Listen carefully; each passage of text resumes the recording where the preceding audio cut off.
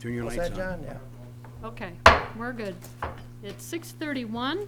Tonight is Tuesday, February 21st, 2017, and this is the regular meeting of the Marquette Charter Township Board. And if you would join us in the pledge, we'd appreciate it. Pledge allegiance to the flag United States of America, and to the republic for which it stands, one nation, under God, indivisible, with liberty and justice for all. Thank you. Roll call, Randy, please. Trustee Everson is absent and excused tonight. Trustee LaRue, Here. Trustee Wiegand, Here. Trustee Marks, Present. Treasurer Johnson, Here. Clerk Rattari is here, and Supervisor Durant. Yes, here. Staff present is, is Manager Gerard and Superintendent of Public Works Kirk Page. Committee members present is Mike Springer from Planning, Recreation, and Roads. Great, we're all ready to tackle it. Next item is the consent agenda, which tonight will consist of approval of the regular and special meeting minutes of February 7th. Excuse me. Received in committee other reports, including the recreation agenda for February 21st, notice of intent for recreation grant projects, and draft minutes of January 17th, road committee approved minutes from January 3rd, and draft minutes from February 8th of 17. Water production report of January of 17, and the Marquette County Clerk Association meeting of July 21st. Is that 2016? Because it's once a year. Yeah, it's actually from last year was our last meeting. Okay. And my supervisor report. Also, correspondence not requiring board action includes Charter Communications quarterly franchise fee payment and bills payable in the amount of $479,002.90. Move to approve. Okay, we do have financials too for January of 17, preliminary. You have a motion? I have a question on the supervisor's report at some time. Okay. Do I have a second? Second. Okay, all in favor? Aye. Opposed? Thank you. The approval of the rest of the agenda? I'm- Go ahead. So moved. Second. Motion and support, all in favor? Aye. Opposed? Thank you. Okay, why don't we do that board member comment, Pete? That'd be all right? Oh, sure. Okay. Public comment. Anybody wishing to address the board, come forward and give us your name and address. Hopefully 3 minutes or less if you can. Robert Sims, 2662 Montgomery.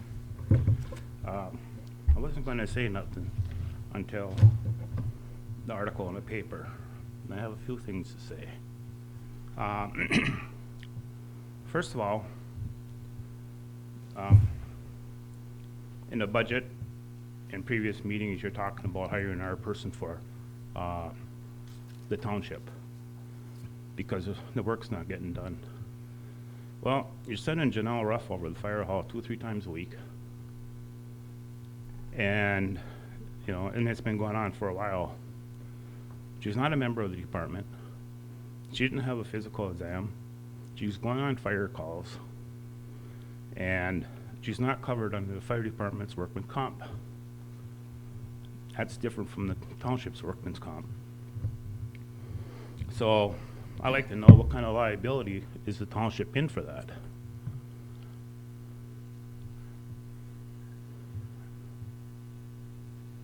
You know, if she stayed in the township office, maybe she can get her work done.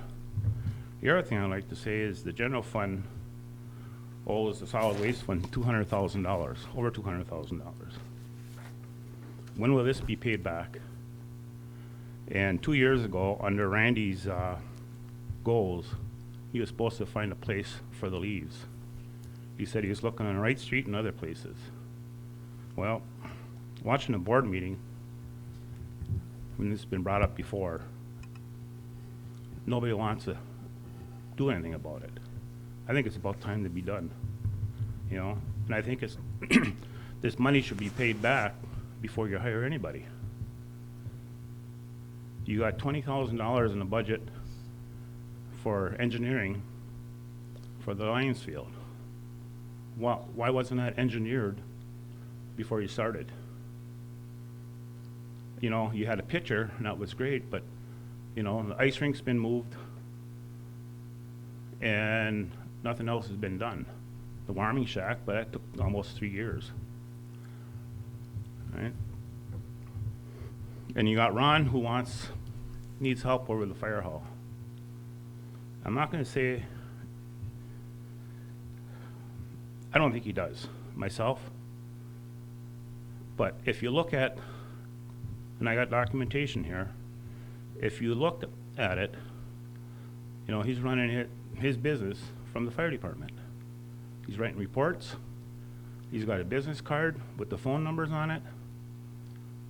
And if you want it, I'll give it to you. I talked to Randy about this a couple of times over the years. He done nothing about it.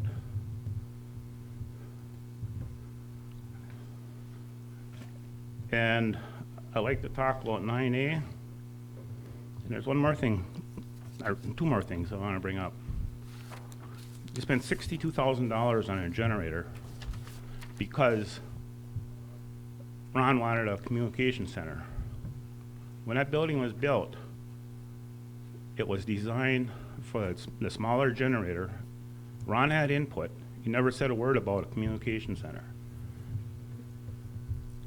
And it was when it was designed, that generator would have cost $30,000 installed. I got quotes of them, and I gave them to Randy. Then you put $28,000 in a computer system into the trucks. They're not working yet. We're probably, Marquette Township is probably the only fire department in the state of Michigan that has a computer in every truck. You talk about a waste of money.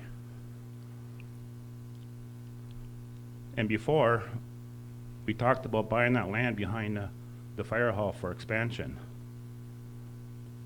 That would have pretty much paid the $30,000 from the generator and the $27,000 would have paid pretty much all of that off.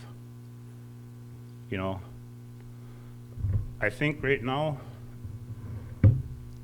with the way this board's going, we're going to be broke soon, and we are. You raise the water rate, debt service $10 or $5, plus you increase the water rates, and after the budget time, you know, you were going to decrease them. Now you're talking about this DWRF, and I'm assuming this is for Center Street, and you're going to raise the water rates again, another $5 for debt service minimum. That's $10, and within a couple months, plus the city of Marquette raised power 30%. You know, people are going to start drilling their own wells because they're going to pay $25 in debt service before they get a drop of water. And I'm assuming this is Center Street and not 492. And I have that question answered. Thank you. Thanks, Bob. Anybody else wish to address the board? Okay, we can move on to board member comment. Go ahead, John. I have a question, and I'd like to ask it through the chair.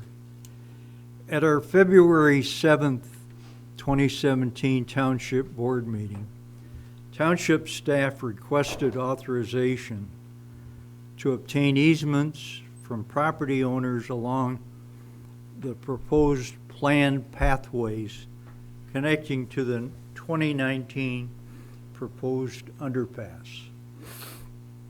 That staff request was granted in a motion. Through the chair, I have a question. Did the Township Board authorization to staff to explore additional options for obtaining easements include license for staff to take quick condemnation action without obtaining further Township Board consideration? That's a question I have through the chair to whoever you'd like to direct it to. But I think the board needs to know that the process of taking private property for public use through the power of eminent domain is a serious action that would appropriately require full township board involvement.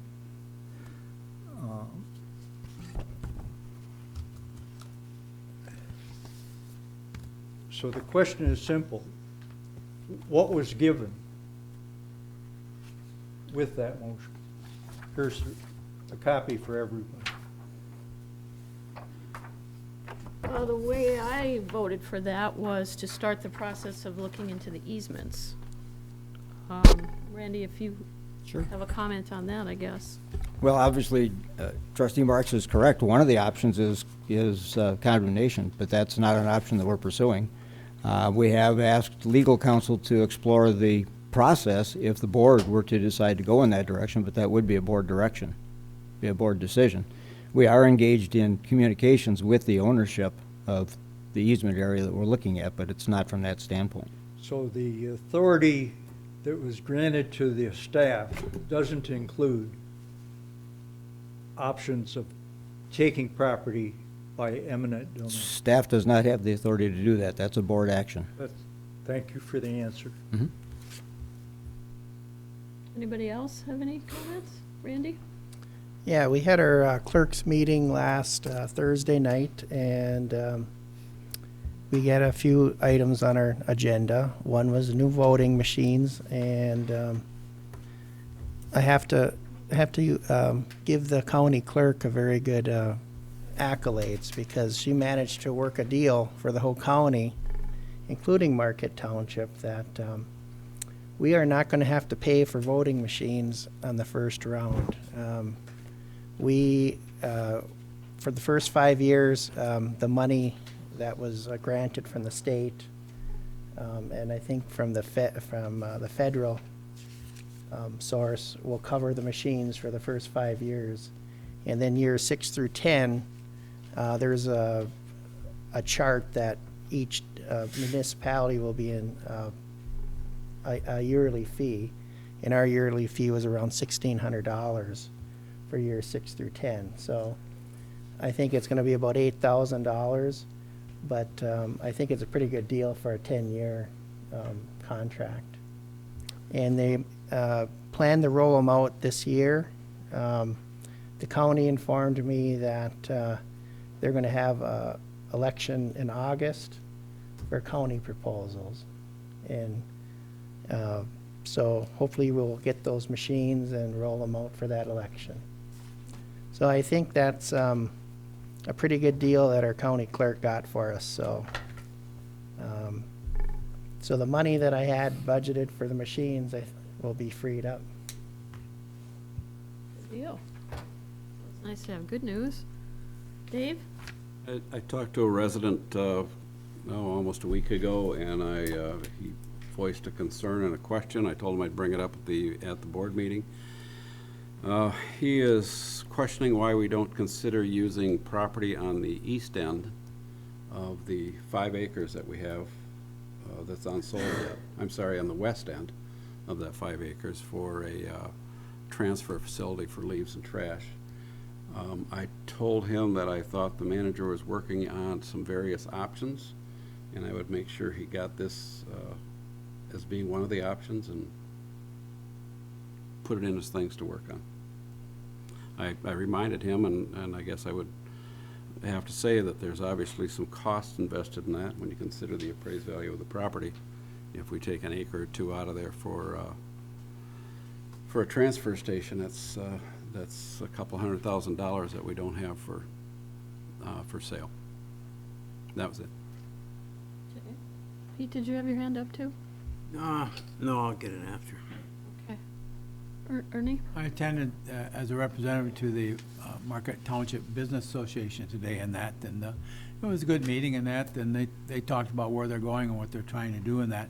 A couple of things I brought up that came up I thought was interesting. Great Lakes Radio, which we have involved with, They are in the process of getting 9 different awards, something that maybe we should get more information on and bring it up and identify, because it's a business within the township and that too, so. And the other one is the they want to go with quarterly meetings between the business association and the township, and the next one would be the 18th of October, excuse me, the 18th of April. April, yeah. I'm trying to push it way out in the future. Yeah. So we have to check to make sure the hall is available and that too for it. That's the tax day and that too, so. That's it, and they're moving right along. Their membership is going up. They had 3 new members and that, so they're looking at some more at this point in time, so they're getting up there. But, they're looking at what they can do for the township in the future at the same time and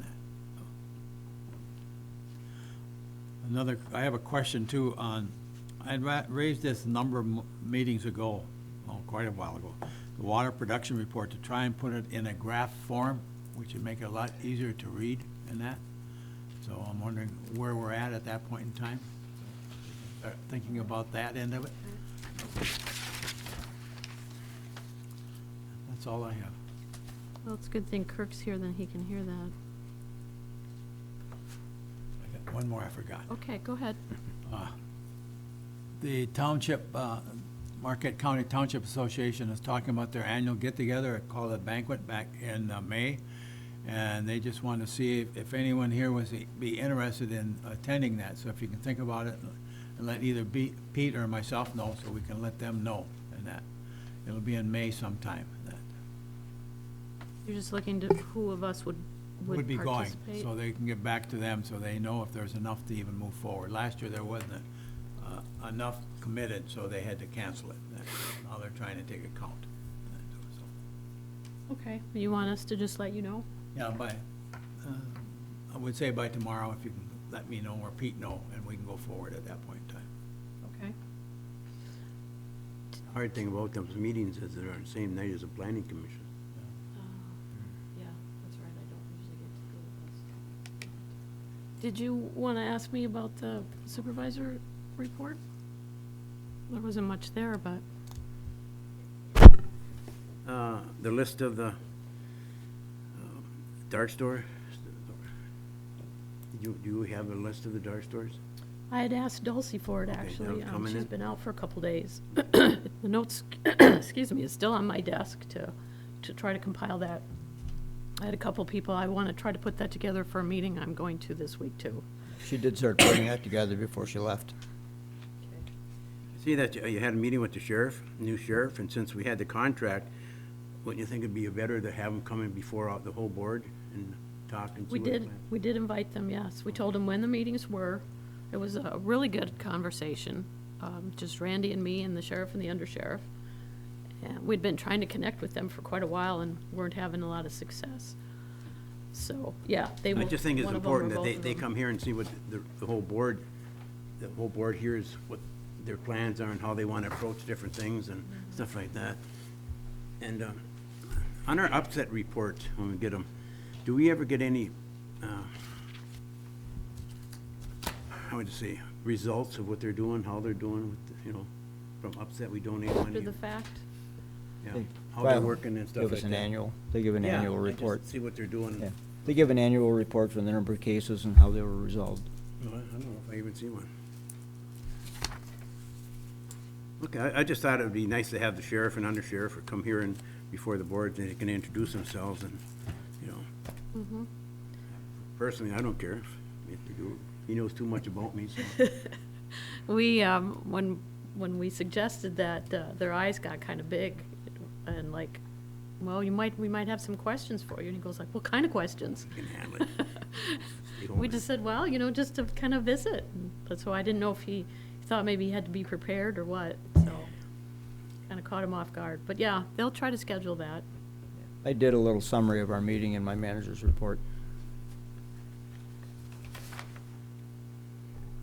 So I think I can answer some of Mr. Sims' questions, and Randy might be able to pick up on the rest of them. You can cover the discussion about Janelle helping. on the liability. Solid waste, we know that, we have talked about that. Usually Treasurer Johnson will remind us of that. We have talked about a place for leaves, and that might come up again tonight in the discussion, as we just heard a suggestion from one of the residents to use that property for leaves, so we will discuss that shortly. Let's see if I got all of these here. Communication center. I do know that all the computers are in the fire trucks, and I believe Chief DeMars gave that in his last report. We're waiting for, what do they call that in Negaunee Township? What's that? Central Dispatch. Yeah, dispatch. We're waiting for them. They got pushed back on setting their system up. The way this is supposed to work is that county dispatch has the connectivity between them and the fire trucks. We were the first ones to have, because of partially for grants, computers in all of our vehicles, and they have just been kind of sitting there because the county got backed up.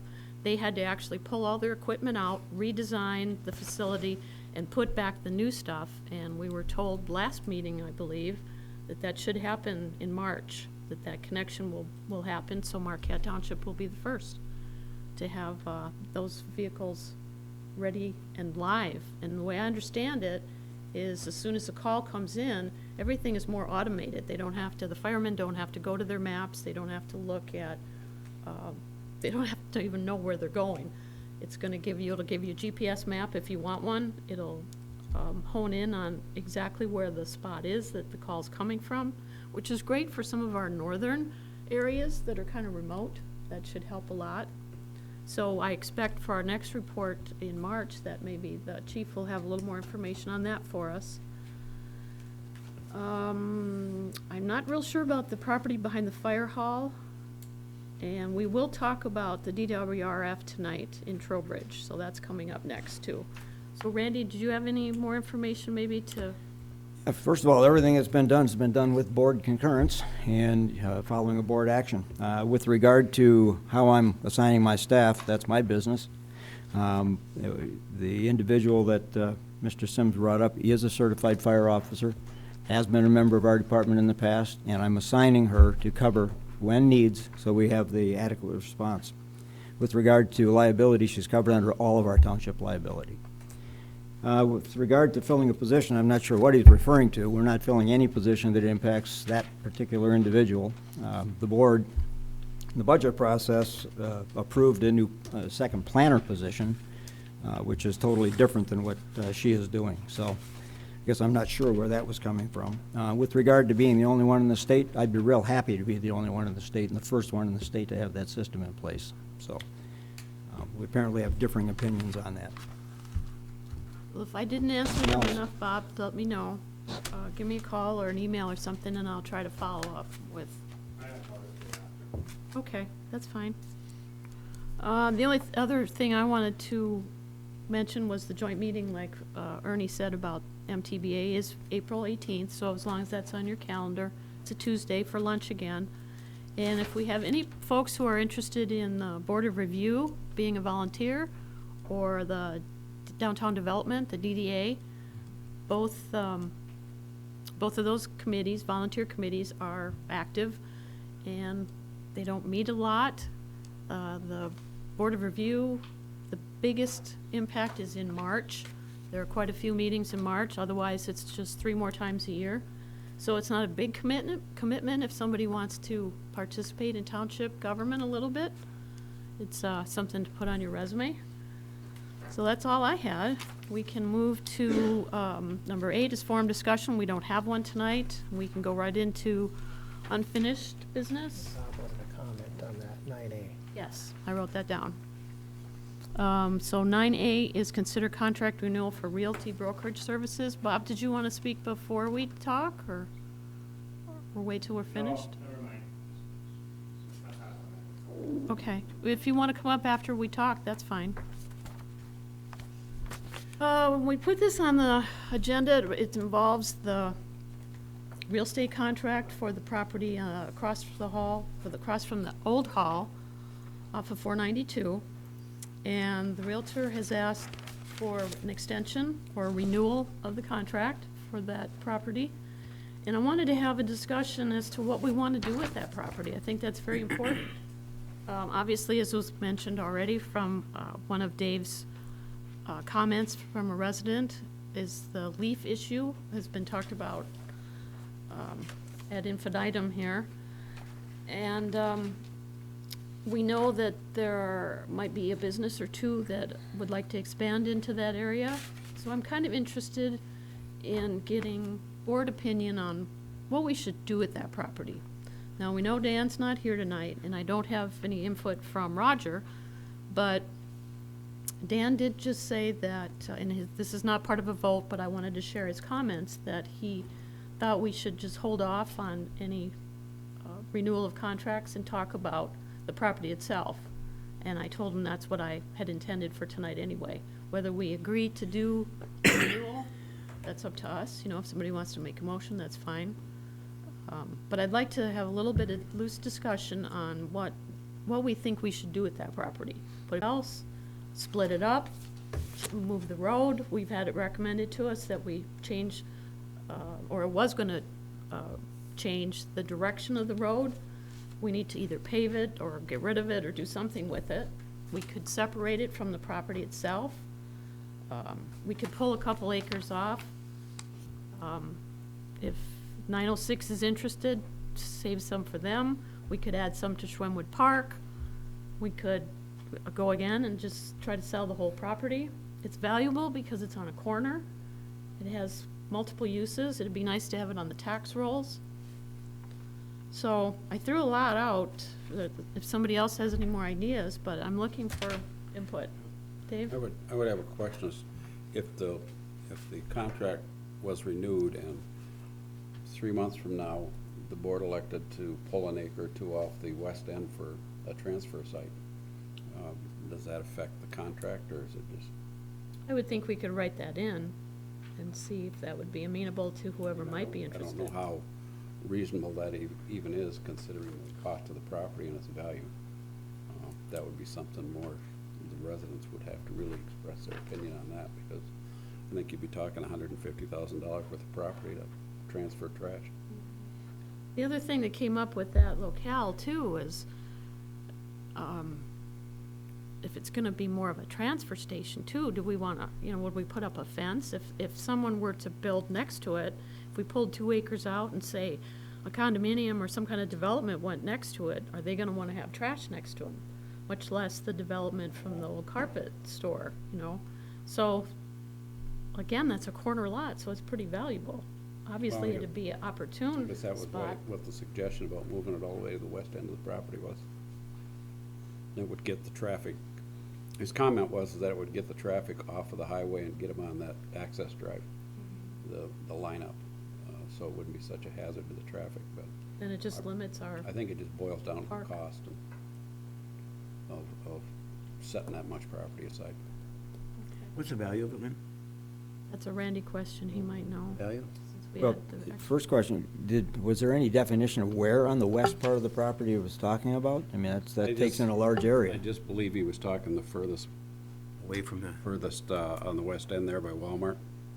So right up against the park. Well, we're right up against the commercial businesses. But there's quite a hill there. I mean, it's gotta be a Yeah. 50-foot drop. Well, so. there's a hill and there's also a large wet area. And I right in just, the center of it, my too. comments and Yeah. additional comments was just throwing it out there because it was a suggestion by a resident, and I know we're thinking of some other things, and I just thought you ought to throw that into the Yeah. mix, that there is an interest out there, so. Now, value will be impacted by what you do with the property, for sure, and how you address it, what kind of use it's going to be put to.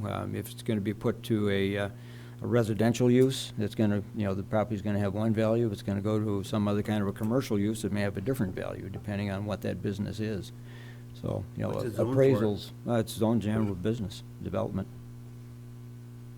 John, did you have something? Just a couple of comments, because you're asking for input, Yep. and I think that it is something we need to talk about from time to time until we can get it resolved. At one point, we had an interested purchaser of the property that made some proposals about rerouting the road and doing some things.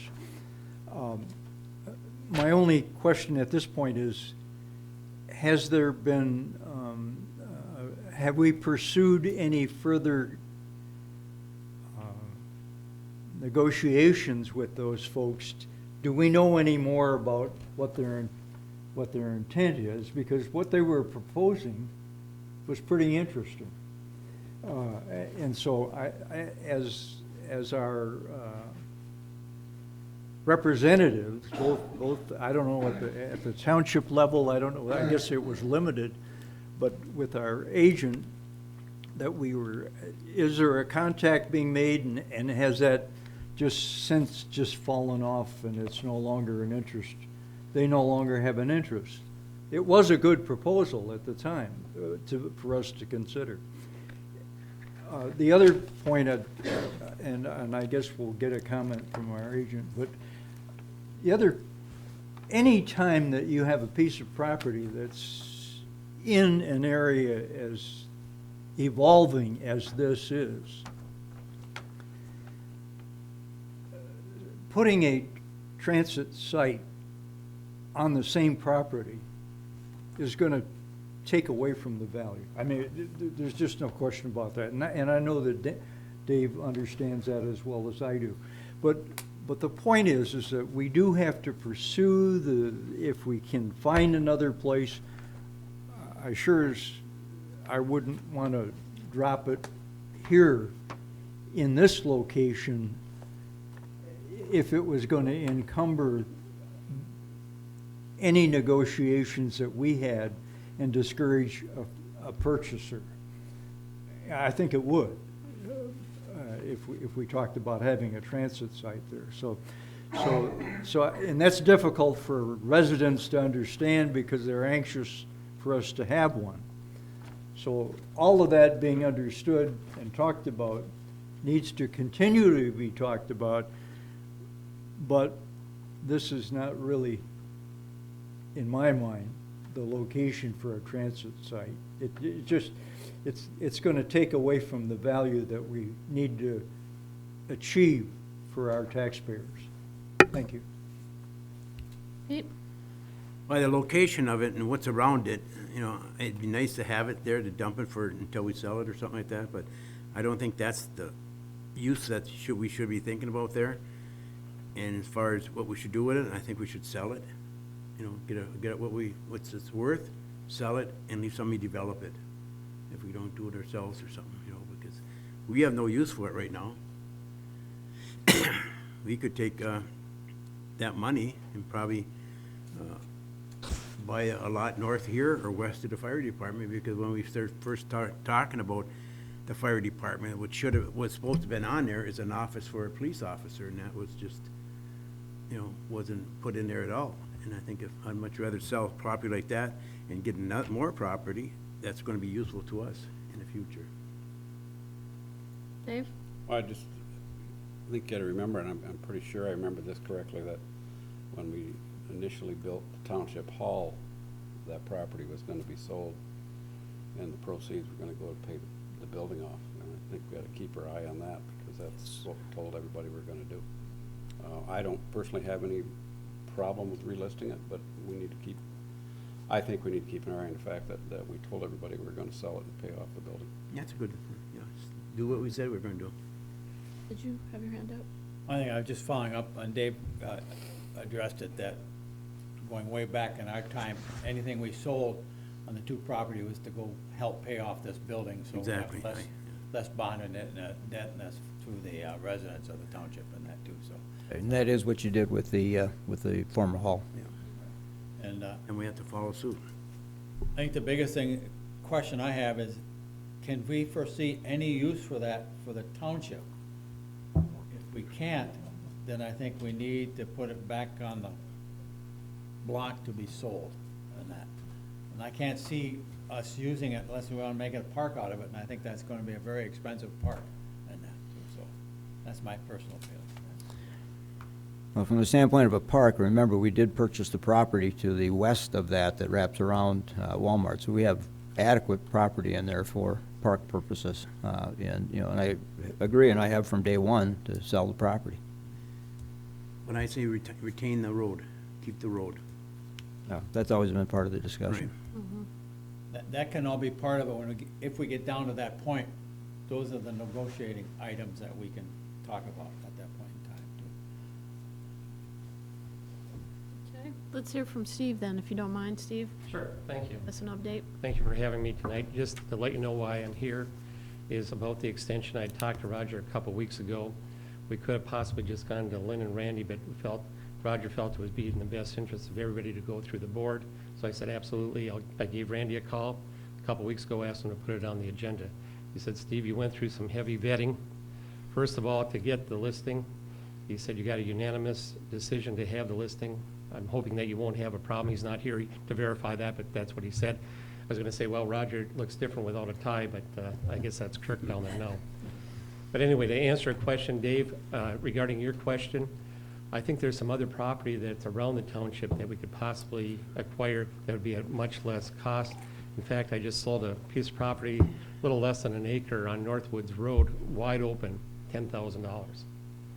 Much easier than spending or taking away a $100,000 piece of property for something like that. Plus, it was wide open. You didn't have to take down trees or anything else. Would have been a perfect type transfer station as far as that goes.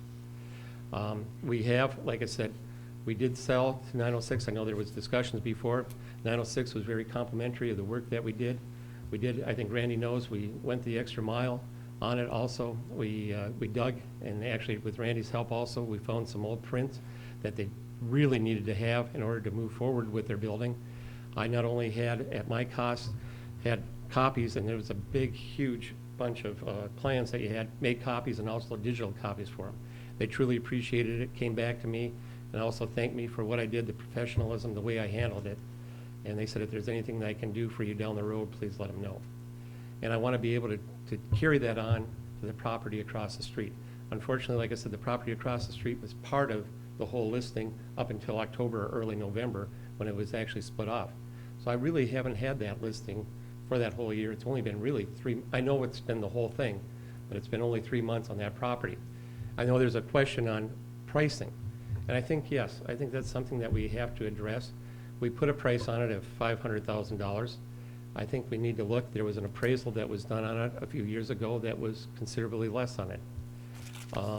You know, that's something I think that we can discuss. We don't have to discuss it right now. We can do that, you know, down the road as far as that goes. I think what we need to do is have that continual to keep it on the market. John had asked, has there been contact with Viridia Group? The answer is yes. I've talked back with Michelle a couple times. I've talked with Bob. They're still interested. They have done some other things. He's purchased a property in Montana right now, a motel there. He is interested. The one drawback that he did have, John, was that the cost of the utilities. There was a big issue there. It was like, he said it was going to cost him over 100, 150. I don't know what he had talked with Kirk about, but that was a concern of his as far as moving forward with the purchase of it. He would have moved forward if there would have been something that could have been worked out that way. I'm not saying that we still can't work it out, because like I said, I have a good working relationship with Bob and Michelle. And, you know, if we can sit down with the township and work out some of those fees or some adjustment on those fees, I think we can still make this thing work too. Is there any other questions that you may have of me? I also have a couple other clients. I mean, it's not just those two. I mean, I've been working with some other people as far as on the property, some other clients that don't want to have be disclosed, but I am working on it. So it's not like I just sit there and wait. I go forward, and like I said, I'd hope that you would relist or continue the listing with me. Thank you. Thank you. Lynn, at the beginning, you indicated that it was your choice, I think, I'm interpreting, that we might not do nothing tonight, but is there a need for us to do something? That's what I was going to ask Steve. It wasn't it was a year contract, wasn't it in March that it was up? Is that correct? It's up now. In February? But I came to you before it was up. So your suggestion would be to defer it with some kind of amendment that would allow it not to go dead, but it would just be continued for a short time until you were satisfied with the information? Well, I wanted to make sure that the board wanted to continue to do this, and I was, knowing that Steve was coming, I wanted to see what the update was on Viridian Group too. So, yeah, it doesn't have to, there's no reason that it couldn't stop and start back up. There is no legal reason that I could see if we missed a month and restarted it for another 6 months or a year, whatever. Sure, okay. Yeah, so time-wise, it's all up to us. I mean, that's why I wanted to have the discussion, so we can figure out, do we want to keep it listed? Do we want to do something with it ourselves? I mean, we don't want to go in the development business, I don't think. I don't want us to. Go ahead, Dave. It would be my suggestion that we continue the listing. It's pulling it off the market and then putting it back on later, I don't think serves a good purpose. And if I could make another suggestion, the last time that someone was in to make an offer on that property, it was vetted at the board level, and I was a little uncomfortable sitting in the audience and watch that go on. I would think that whole process would happen at the manager's level, and he would come to us with a recommended offer that we would either accept or not accept. I was very uncomfortable sitting out there watching us vet that whole thing on air. That just seemed inappropriate. It's very hard to conduct business behind this table. Our hands are very tied on how we can do things, and if Roger were here, I'm sure he'd give you at least 10 minutes on that. Very good. On what we can and can't do. Yeah, I just didn't want to presume that this, if you don't look at, this is where we were at the library, if you don't look at your contracts and make sure that you're all on the same page, especially with 2 new board members, that this is what we're agreeing to, we just don't want to sign and say, yeah, keep everything going. And I didn't get any, being the new guy, I didn't get any supporting documents. I have not seen the lease. I started to pull the contract up and I thought, well, maybe we're just going to talk about it What was first. it listed for? What was the amount? I think it was 500. 500,000. And I know the issue that, if I remember right, and Kirk can correct me, but part of the way that Bob wanted to develop it involved multiple connections, and that's why his fees were so high. He was going to do a different road and have parcels, like, I'm guessing, I have no idea, like maybe a condo here and a home here and something here, which meant different connections. And I'm not sure, Kirk, whether he vetted that through you, or, yeah, maybe Randy knows. No one's ever asked me a question at all about those costs. Maybe Randy was. And I've got to say that $100,000 is Way overstated. Yeah, that Way can't be overstated. must be a negotiating tactic. But, for example, today, I delivered the permit applications for Myers for water and sewer, and the engineers are here tonight, and their fees are not even $100,000. Yeah, the price that you listed the property for was a composite. We've had at least 3 separate appraisals over the years on that piece of property, as well as the old Township Hall. You set a price, an asking price at $500,000, but in the course of the discussion with the proposer, you had come off of that figure in consideration of some other things that they were going to accomplish and to do. So the firm price is somewhere up to $500,000 in terms of the property. The estimate of the water connections is specific to the way the project was going to be developed, and I don't want the impression to be out there that that's what it costs to hook up to our water, because the water's already there. The water is already there. The mains are there. It was the structure of how the project was going to unfold was multiple connections and multiple runnings, and and that was at the discretion of the developer, not on our part. So I guess that's where we're at. I agree with Trustee Wiegand. I've always agreed with Trustee Wiegand. You don't negotiate those prices in public meetings, and I was surprised that the board went in that direction. But certainly, Mr. Pelton and staff can work out those details, and we can bring a recommendation to the board. The sale has to occur in a public meeting. The negotiations does not. Yes, I think the biggest thing when you recommend to staff to do that, staff has a good feeling as to what direction the board wants to go and then move at that point in time. But getting back to the property, is there any reason that any of us can think of to hold off doing this? The only reason I could think of to hold off on doing it, and I've said it many, many, many, many times, is if there is a purpose for the township to use the property. And as of right now, I don't have a purpose for the township to use the property. You think you need to sell it, and you need to put that money towards the facilities that you replaced.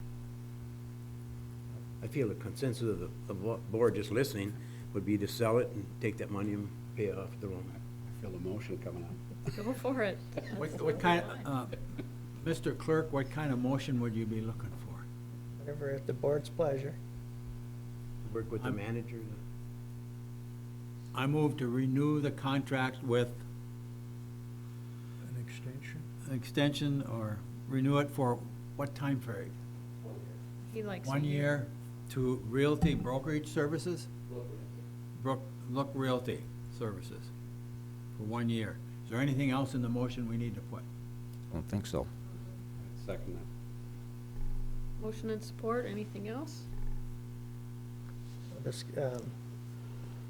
the existing contract we have, or the listing. So I would like Steve at least to bring the updated one back to us, We'd have to re-sign. and we could re-sign it next, not next meeting, but whenever you can get it redone and have our yeah, and then have, our legal counsel look at it once again. I would think you could simply do it as a renewal of the existing contract with new dates. New dates. Mhm. Renewal or extension, however you want to call it. That too. So just an extension up Right, to a this 1 is- year. This is your first meeting since the termination date, so. We really don't want them to take a whole year to sell it, though. No, I don't either. If we can't do it soon, So Okay, we're extension changing of the 1 motion. year, just an extension of 1 year, yeah. Anything else? All in favor? Aye. Opposed? Thank you. Ben? Sir. I guess the only other comment that I would make for those who have suggested locations that we consider for potential leaf drop-off, we have considered every one of those. As Supervisor Durant knows, and we have narrowed it down to possibly one that we're looking at and talking about, which is not on a curve, not on a corner, not in a residential area, and not behind a building. So, Okay, we're good?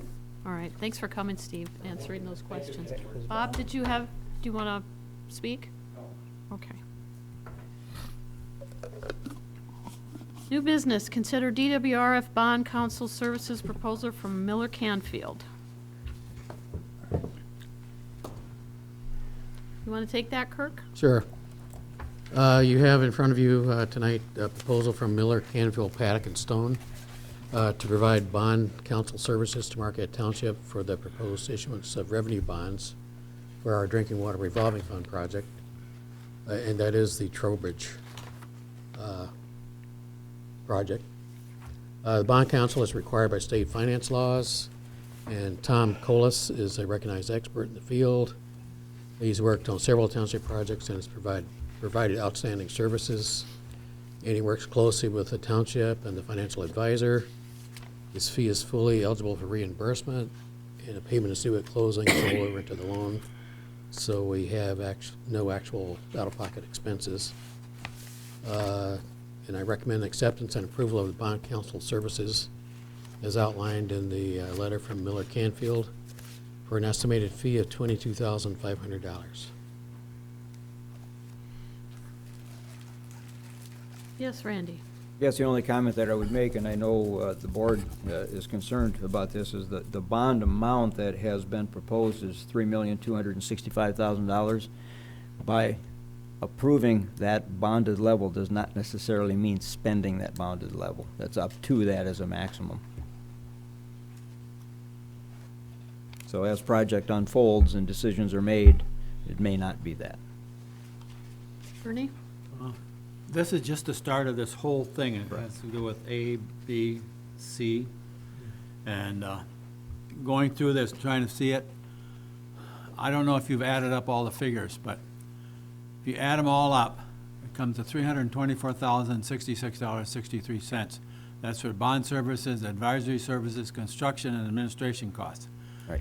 Does not cost take in the rehabilitation project for the road, which is another $96,000, so the total project will be $420,899.96.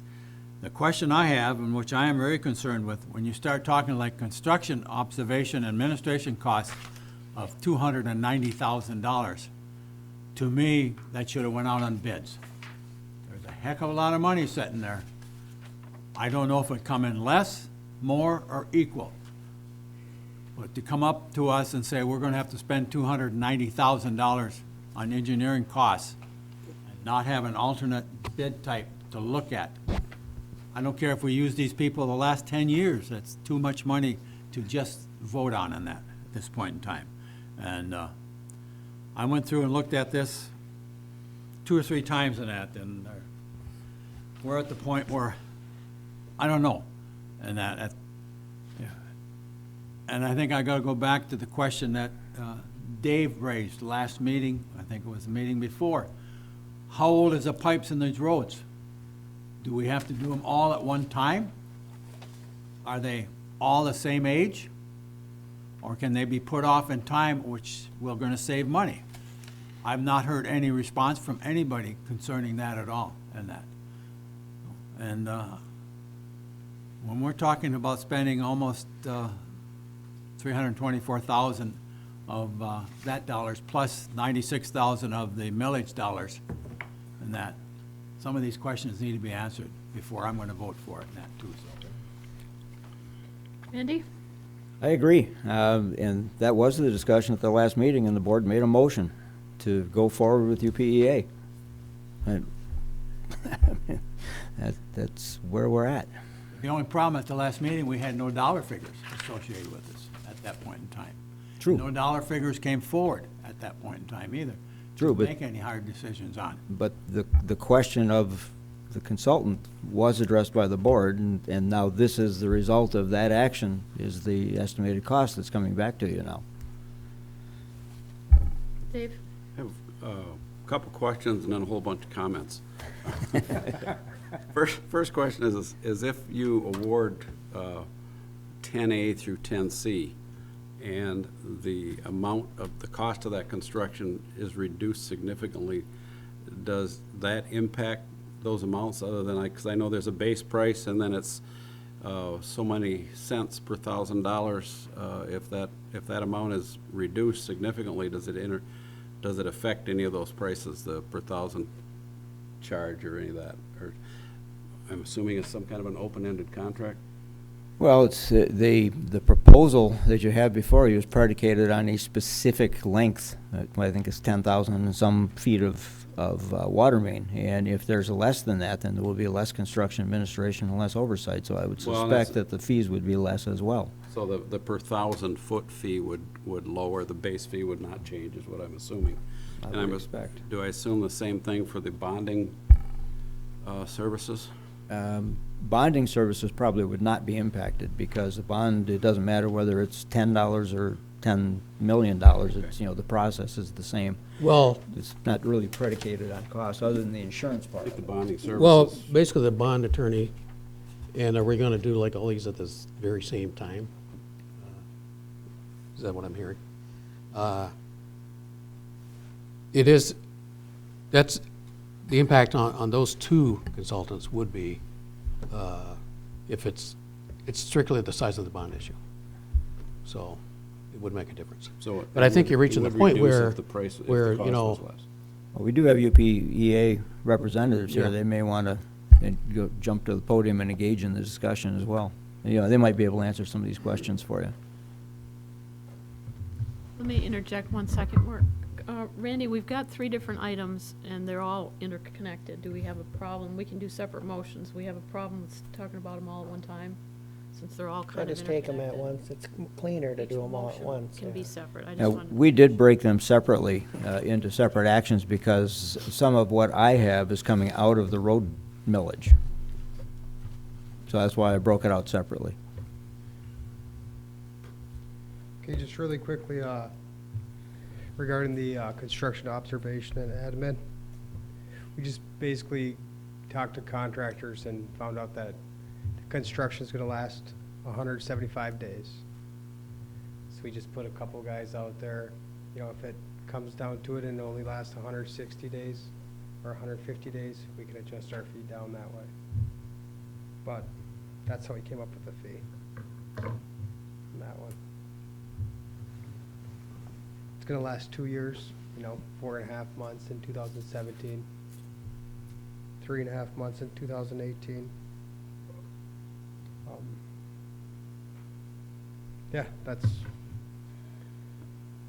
I don't know if that helps answer the question, but we could do stuff like charge that time and materials, or we only charge the time that we go out there. You know, this is just an estimate. That's all we can really do is estimate the cost. We don't want to come and tell you that it's going to be 100 days and it's going to only cost you 100,000, then it ends up taking 200 days and it's triple the amount. That's, I don't know if that helps answer your question or helps clarify. And I think that's where Dave was going too, was trying to figure out, I mean, one of the statements here is the bonds would be issued up to 8 million. So I was asking almost the same thing. If we go for 3.2, are we paying extra fees or paying for that money or paying some kind of an interest if we request 8 million and we only use 3? I mean, that's just. No, that's just the break point of their rate. All these proposals are, well, not the bond council, but, you know, these guys and, you know, they're giving you your rates. Again, it's based on certain assumptions, okay? So basically more, if the higher bond issue, it's a lower rate. But it's not gonna be $8 million. No, I know, but if But it's we're, also not gonna be, you know, to start saying, well, if it's gonna go down, that's gonna be pretty difficult. but if we're, I don't understand the bond process as well as I probably should, but if 8,000 is the max, then the rates would not change in between 3 and 8. Is that what you're saying? Right. Whether we get 5 or 7? Well, that was actually the financial proposal, I believe you're referring to. Yep, I jumped ahead. Okay. Well, it is whatever it says there. Yeah, the financial proposal, the rates proposed in the financial proposal are predicated on a full draw over the time frame. You know, and I think what Dave is saying is that, you know, there's a prediction being made as to the amount of water main and appurtenances that are going to be necessary to be replaced that may or may not need to be replaced. And that's, you know, that's what Treasurer Johnson was referring to. You know, the question was raised, I think the last 2 meetings, in terms of, you know, how would we know what the age of the individual piping is under the ground, and is the age of the piping going to exceed the expected life, of the roadway, and if so, then why are we replacing it? That kind of question. And I think that's what he's referring to now, is, you know, this is predicated on the full, I think it was like 10,000, I can't remember what it, like 10,200, something like that, feet of water main. What if it's only 5,000 that needs to be replaced? You know, what then happens to the fees and what happens to the construction oversight? And I think you just heard Mark say that if they predicated it by an expected number of work days that they were going to have to staff to do those inspections, and if there's less pipe being replaced, there's less work days, so naturally the fees would be less. So this. But we don't want to assume anything either. We don't want to agreed. assume that we're asking, like, if you go to a bank and ask for 8 million and you use 6, you know, then you still pay the 2 million back, and you've got fees and interest and everything that accumulates. I don't want to go there if we know this is a $3 million Right. project. You know, and Roger's not here, so. We're you know. we're not going there. We're at the stage right now where I have an application that's due in Lansing next week. Yeah, this is all I've got to necessary. put all the costs, all the current costs, all the anticipated costs, and to do that, I need these numbers. Yeah, and And that's, all, you know, we've got all kinds of stuff I have to pay for. yeah, and You know, that's what's ads happening already. now is you're at the point of applying for the DWRF funding for this project, and this is the information that's necessary to apply for it. You're not committing to a $10 million bond. No. Dave, do you have Well, I guess if, and that's the way I understood it when I read through the contracts, is that the rate changes based on how much money you actually get.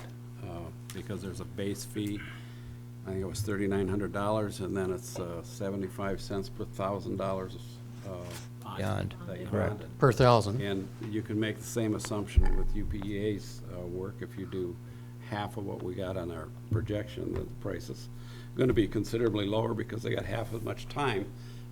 But your cost estimate is based on time, not on dollars. Yeah, it's based on time. Okay. All right. Down to my That's, comments. that's how we charge our time. Forget who was first, you might have been Pete. Lynn, our attorney Roger has reviewed this, and and he find it's all right? Any questions that he have? I don't know that he did. I think he did. He did, but yes. Since he's not here, I can't. And actually, this will be the second contract. It's actually an amendment to an existing contract that we already have with UPEA. They actually made a total proposal from the preliminary stage, which was planning. You know, they had to come up with a project plan. Right now, they've completed the final construction plans. They're actually in the DEQ office right now for approval, up through the bidding of the project. So, but I did not give you, several months ago, whenever it was, their proposal for construction observation, because I thought it was a little bit too early, and I kind of anticipated this kind of a discussion, which was way too early to have then, okay? And even now, and it's a good thing we did wait, because it's gonna take longer than they had originally anticipated. Because, Well, because we're talking two major projects running concurrently, although they're separate, but they're still combined. And you're gonna have a contractor doing both of these projects. So you got $3 million in a water project, and then you've got, I don't know how much have you got in the roads, okay? So that's $5 million. So you're gonna expect a contractor to get that done starting July 4th? It's not gonna happen, so.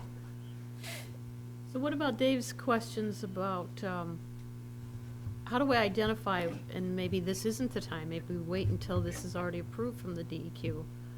How do we determine what actually should be done based on the age of the, Well, I did address that at the last meeting, but I'll address it again tonight. First of all, there's the question of the age of the age, okay? I already know for a fact that the valves and hydrants are beyond their useful life. They're already outdated, many of them are inoperable. You know, they're high maintenance, and the maintenance is costly because hydrants have changed, you know, the parts are even hard to get. So that's number one. The mains themselves, the life of the mains is estimated to be 50 years. They're approaching 50 years, okay? So and the question is, how much is it gonna cost if we don't do it now? Well, I can't give you that number. Perhaps one of the engineers can, but it's gonna definitely be way more. so And, is, and plus, you know, not only are costs gonna rise, because costs rise, in the future, if I wait in the future, and I don't know, maybe that are you talking about if you do the road and I don't do the water main? But in any case, whether you do the road now or not, in the future, when I do the water main, which is gonna be just a few years down the road, okay, I'm also gonna have to do the road. And the water customers are gonna be paying for not only the water project, but the road project. yeah, and that's what we're trying to avoid. Didn't you say before that some of the parts that you had to replace are on the easement, are in the easement and not necessarily under the road? So they wouldn't have to be done right now? I'm asking, would they not have to be done right now? Well, all of our facilities are in the right of way, okay? So, But I thought the issue was pulling up the road. but they're not necessarily under the road. I mean, we're also replacing, in addition to what I just mentioned, we're replacing the water laterals as well. And they have been, most of our breaks have occurred on the laterals. So we actually own their lateral to the property line. So if you replace everything that's already failed, you know, you're gonna be digging up pretty much everything anyway. And the thing about the mains, not only is it approaching the end of its useful life, they're in need of upsizing in terms of increasing reliability and fire flow protection. Now, fire flow is not something that the DEQ is gonna lend you money for, so we have to come up with, you know, we have to identify other needs as well. And one of them being, it would all improve by basically eliminating some dead ends. Now, as it turns out, that's one of the things that we've cut out of this project. We've got all dead ends on the east side of Trowbridge, okay? And Trowbridge Park, the boundary of Trowbridge Park is also the boundary of the city of Marquette.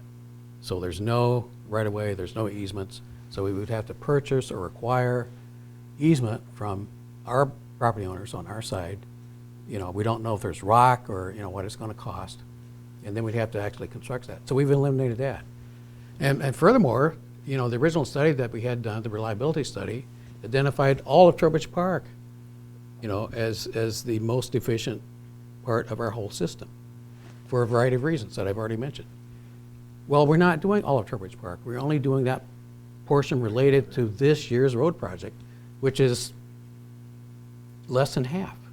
So, and plus, we're adding standby power at the water pumping station, so we're doing other improvements as well, which has also been on our improvements list. And something that we also added is we're going to eliminate one of the pressure reducing valves in Trowbridge Park and add 2 new ones at a different location. And that's to actually an issue that Mr. Sims has mentioned through the years. We have a number of different pressure districts, which is extremely hard to maintain just because of the difference in elevation. So consequently, to keep people's, at the low end of the system, their pressure from extremely high to high, that means we have to lower it halfway down, you know, from the tank, which is, that's where the pressure starts. That's your high elevation. So we're gonna have some people in the middle because it's not like a continual drop. We got some valleys in there where the pressure, it's not low, but it's lower than people are satisfied with. So we're gonna raise some people's pressure without further raising people that already have excessive pressure. And that's just part of the cost. So what I'm saying is, you know, it's a lot of components. It's all related to the water system. And we've already cut the cost down in half. That would be an $8 million project if we did that, all of that at one time. So it would be safe to say, to answer some of Dave's questions, that all of the items that you propose that we take care of need to be done now. There's nothing extraneous that might be They need okay to for be the done next now 10 years? if you are in fact doing a road project now. Well, and that's It- why I asked about the and the rights of way, because if you have stuff that could be done later that is of a decent age, that doesn't affect the road being pulled up, I think that's where part of the thing that he was asking too. Doesn't No, all have to of, be done right no, now. all of Trowbridge is the same age. I've already replaced, there was one older main that was like 20 years older than the current mains. I replaced that actually in a previous DWRF project. In fact, the well project. We replaced Fair Avenue from the city limits up to Erie Street. Put back in, that main was put in the 50s to serve Bannerman School. Okay. Ernie? I keep going back to the 50 years. Yep, I've been out here for 48 years right now. yep. I hooked up with water in 71 and 72 to Fair Avenue. And that was the main water line coming in from the city to the school. The school paid for that. There was no more water in Trowbridge Park at that point in time, because there's no water coming to them. That's right. And for 50 years, they haven't had water out there for 50 years in that area. Because I've been out here going on 48 years. So those mains have not been in there 50 years, nowhere near that, and that. Because when I. No, I said they're nearing the end, okay? Well, it hasn't been 50 years because when I hooked up in 71, 72, I went to the township and asked about it. There was not even a water department in the township in 71, 72. They had no idea what was going on. I went to the city and the city didn't know it. They pointed to the school district. I had to go to the school district, get an okay to do it and that, because no one else knew anything about it. Are you talking about on Fair Avenue? Fair Avenue, that was the only water other than 41, and that was it. So that was it. So. Well, actually, the Water Trowbridge, had not been out in the township, out in the Trowbridge Park for 50 years and that too, so, and that. well, the township water mains were installed at exactly the same time as the ones on 41. And there was sewer put in on 41 at the same time. But not in Trowbridge Park. Yes, it was at the same time, Parts of it. 72 and 73, So it might have been. That was the first part. right. Fair Avenue was already there, That I know. yep. 72 and 73 was when the water was constructed. No question it, but, I'm pretty sure you're on the there was board people when they behind made me that that decision. didn't have water for a long time and that. Oh, right, they hadn't had it for The forever. water- I The water mean, wasn't even available to them and that. Well, right. that doesn't mean that the piping might not have been there too, though. And I wasn't here then, but I know it was a long process. I found files where they were looking for water back in the 50s. John, did you have something? I'll ask the clerk for permission, but it seems to me that with the discussion going on, we might want to take these back in 3 steps. Yeah, that's what he said.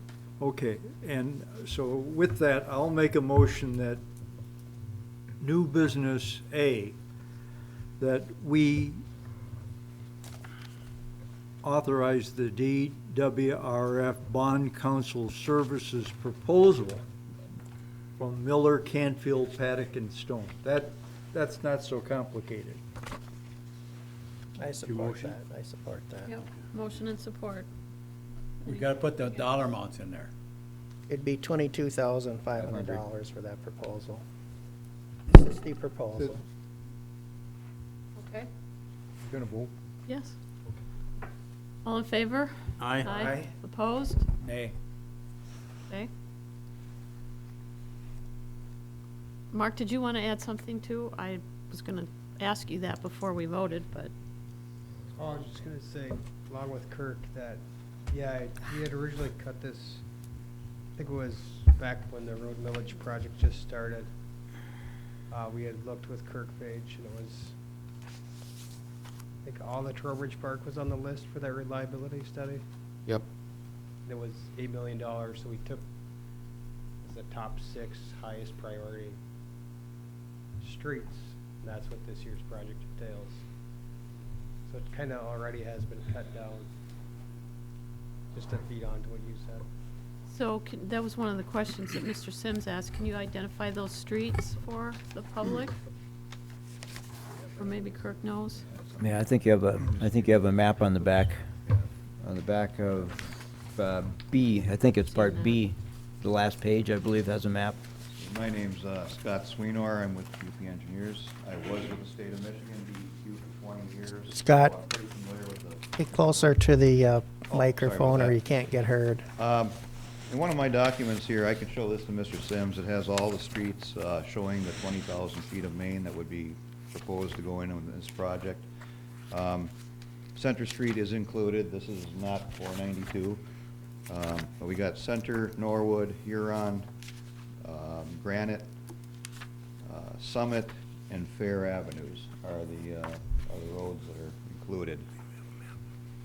And then if I could just make a quick comment on like the dwarf revolving loan. The water portion of this is, as we said, 3.26 million. It's a 2.5% loan. And I looked at the numbers that came from the DEQ. We're the only system in the UP that got SRF funding this year for drinking water. Almost everything else is getting sucked into Flint downstate, if you look at the numbers. And we're lucky to scrabble some of that money out of there and get it up here in the UP. But the way the dwarf loan works, The 3.26 million that we're looking at in some of these final documents coming from Lansing, you couldn't add on to that if you wanted to. I mean, you know, we're lucky to get the 3.26 that we have. And again, that's a 20-year loan? Yeah, 20-year loan at 2.5%. Sorry, I thought it was. And having looked at the mains that are being proposed in here, I do think it's, you know, and after being familiar with Marquette Township for many years, they did a good job of narrowing down which ones should be addressed at this time. And I've seen one community in particular, and I think it was Munising. They had all kinds of grant money for a street project. Went in, replaced all their streets, they looked absolutely beautiful. 2 years later, they were having major, it was either water or sewer problems. Had to dig everything up, do a major sewer, might even have been a separation project. And all that street work, I mean, well, it looked good for 2 years. Then they had to dig it up and redo it and pay for it the second time. But the second time's with their own money. So whenever you can combine these projects at the same time, it's a huge savings. And Lynn, I think one of your questions was, you know, how much of this main is not underneath a road surface? Almost all the main I looked at is under a road surface. And the only place would be like where it's extended into like a road right away where we're trying to tell if water main exists or not, and we're just making sure the mains extend, you know, across the front of all properties that are being served. So there might be like 1 or 2 places where there's some gravel, but it's not, I mean, we're talking just maybe 100 feet, 200 feet total where these fixes are being made. So that's my 2 cents on this. Good, I appreciate that. And I'll show this map to Mr. Sims here if I could have it back before the end of the. Yeah, Randy Actually, by went the to- end of the session, I won't need this. I can give this to Mr. Sims. Randy went to get some copies, because I had a copy. I didn't realize nobody else did. Okay. Thank you. That's all, yeah, that's all I was trying to make sure, because David asked the question too. It basically, is there stuff we can do later, at another time, if it's in the right-of-way, that we don't have to do right now? We're just trying to minimize the impact on the residents if we can. If we can't, then that's fine. We just want to make sure. That's the trustee part, you know, trustee of the funds. Yeah, Randy went to get copies of those maps for us. All right, so then what we're actually doing is the second. We've done the 10A, we're kind of down to the financial advisory services part, 10B. This is the, thanks. I should have asked right away if everybody had that packet. Yeah, it was. I'm taking it that the heavy lines are the ones they're working on. Yes. That's 2017. Just so we can move things along. On item B, 10B, I'll make a motion to concur with the Department of Public Works Superintendent that the financial advisory services for DWRF for a flat fee of $4,500 and a base fee as stated be approved. Second. Motion and support, any yes or nay? That's fine, but you also have to add in, if you're going to, plus 75 cents for each $1,000 bond issued up to 8,000 in that. 8 million. Pardon? 8 million. Or 8 million. Excuse me, I'm trying to get it cheaper. I figured out for using 3,265, which we were talking about, which is about 3,500, no, it's about $2,666 comes to that. So I didn't figure the 8,000, or excuse me, 8 million. Too big of figures for me. Yeah, well, like you said, it's up to. And the reason I'm not supportive, as I said before, I'm looking at going out on bids when they're talking this kind of money. And that's the reason I'm moving the direction I am. But I forgot, Randy that was the question last meeting, was were we okay with going with UPEA? Which is, this is who they're recommending we do, so. We didn't have dollar figures back then. Right. Yeah. Randy? It just, I don't want board members to think that this is going to be a carte blanche, we're going to go out and spend $8 million. I mean, obviously, one of the things we're concerned about is the cost of the residents, and we're only going to be replacing those things that need to be replaced, and I think that's what Dave was getting at. Kirk's posture is, and not only his, but the Planning Commission as well, as you recall, the Planning Commission has taken a position that is saying that whenever we do major road repairs, we also put pedestrian ways with it. Well, Kirk has an agreement with DEQ that says when we're doing those major road repairs, we will also repair infrastructure that we need to. Now, we got a couple of things going on. One is the DEQ now is recommending that you go to a larger diameter pipe, 10-inch instead of a 6-inch. That's a recommendation. That's not a requirement. So, we'll be looking at those kinds of things as we go through this project. And, and it's going to be, there's going to be oversight on it, and we'll be reviewing a lot of these things. But the point is, we don't want to burden the residents with more than they actually need to have. At some point, these roads are going to be redone again. So what we can defer to that next redo, we'll defer. But those things that are questionable at this point, we will likely fix, just like we did on Warner, just like we did on Fair, just like we did on all of the other major road projects that we've done. But the point is to try and keep the cost as low as possible to the residents and not just, we recognize that there's lots of other things that are going up as well, like utilities, like Mr. Sims mentioned, a 30% increase from BLP. Well, that's only the first year, so, we know that that's going to continue. So, anyway, I just want to make that comment. How can we get this, should we just put it in the next packet maybe, so the public can see? John can look at it. I don't know if you can zoom in, John, where you That want was it. sent out to the residents, wasn't it? I don't know, because I just had it in my mailbox today. We just got that. We just got That it. just came in the mail today. Yeah. So It's on the website. we can get, yeah, We had we'll that make sure that everybody gets it. And if you And can't again, obviously see it it's that exactly the close. same as the road project map, so, which I think everyone's seen. I don't know, did we vote? Yes, Dave. No. No, we didn't. I have a number of questions, and I'm still assuming that the commitment to move forward with this motion, if the cost of the project is reduced, the only reduction that comes in the fee is through the per thousand charge. Correct. That's true. But if it's reduced significantly, does that change the base rates, is what my question is. Okay. Does it increase them or lower them? Is that a Mark question or Scott? That's for the financial advisor. I think for the financial advisor, it's a flat 4,500, regardless. Well, it says a base fee of 39 plus. So the user charge system, I would bet not. That's already been done. We've been discussing that since, I don't know, a long time.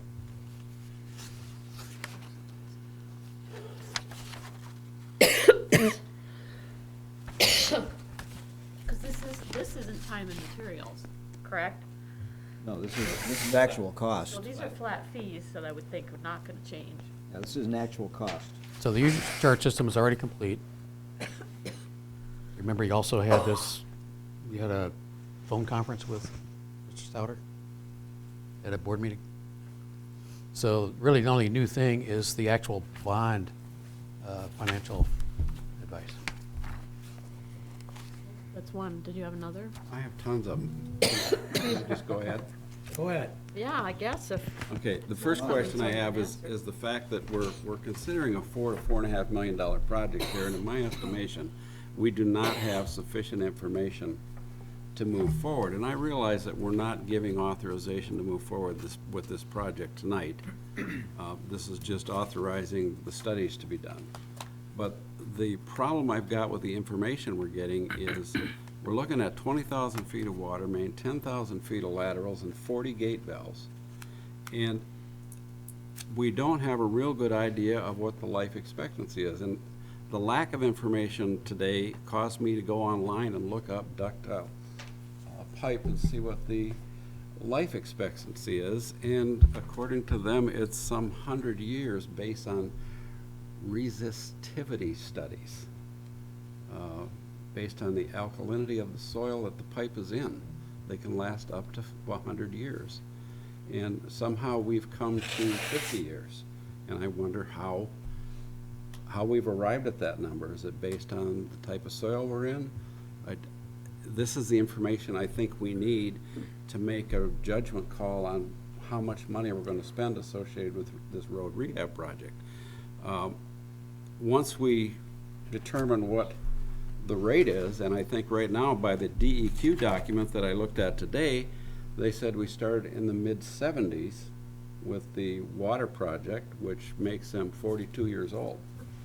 Even using your conservative numbers, there's 8 years left of the expected life of these pipes. Now, I understand that the biggest problem with pipes is at the joints, and that's where you're going to get the leaks. And I also understand that there's, this is the worst for leakage in the whole district at 18.8%. But the other information we don't have is what is the best?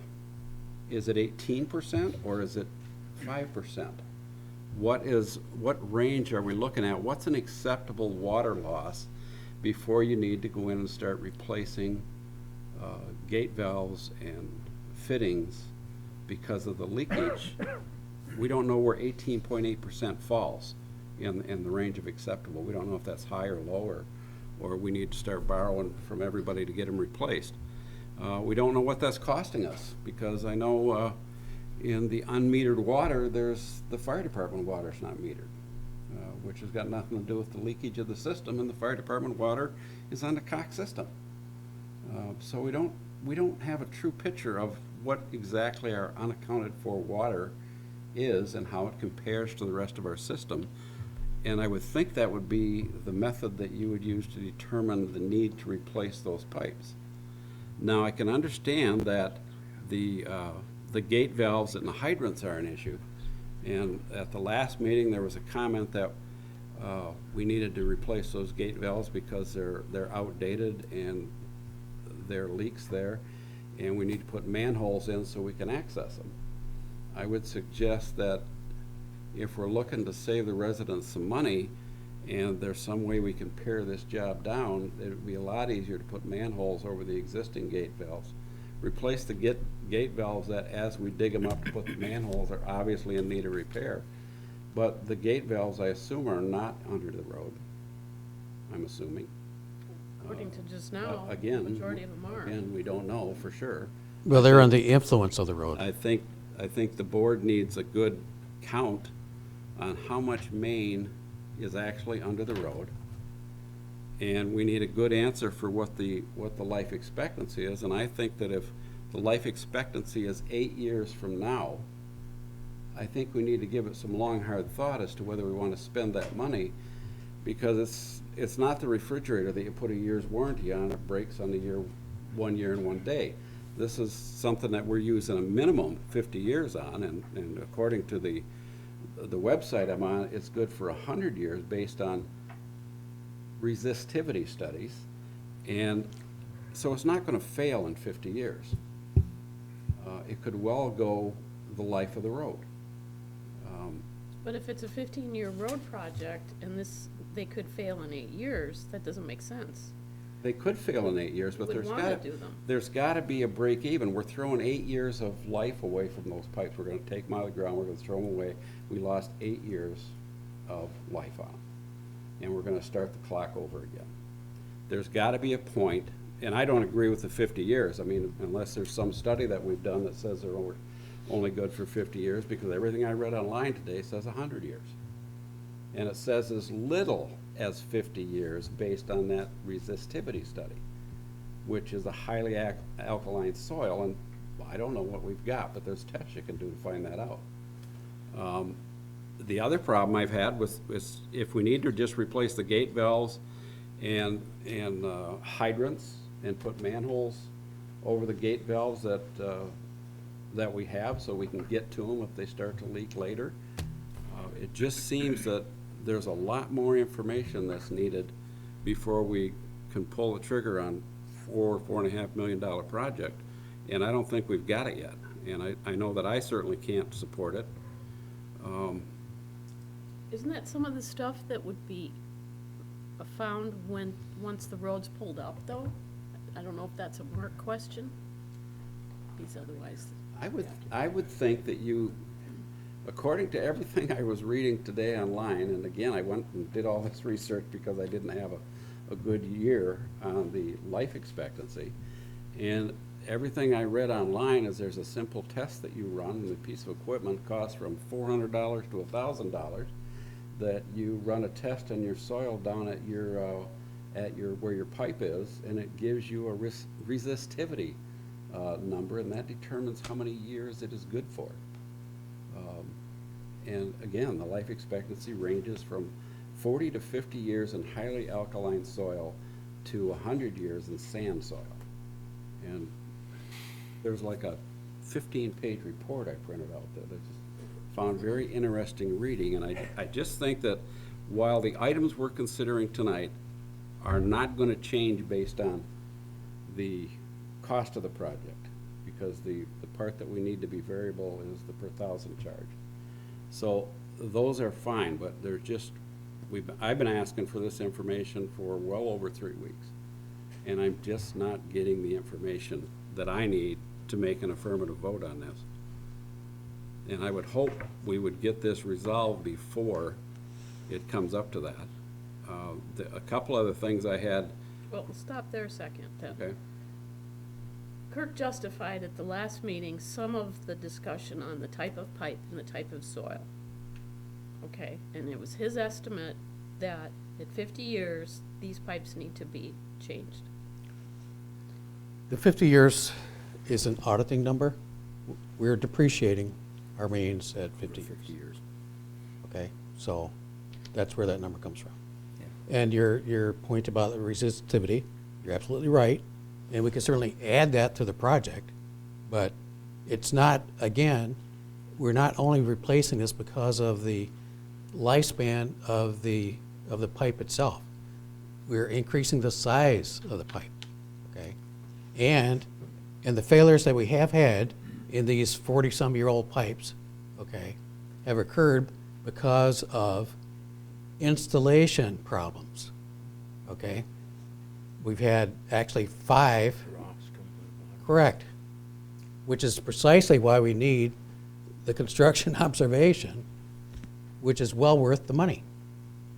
And I would think I can understand where the pipe, when you pull it off the shelf and you put it in the ground, has got someplace between a 50 to 100 year. And the fact that it's just a depreciation is 50 years, that doesn't really mean the pipe's going to fail at 50 years.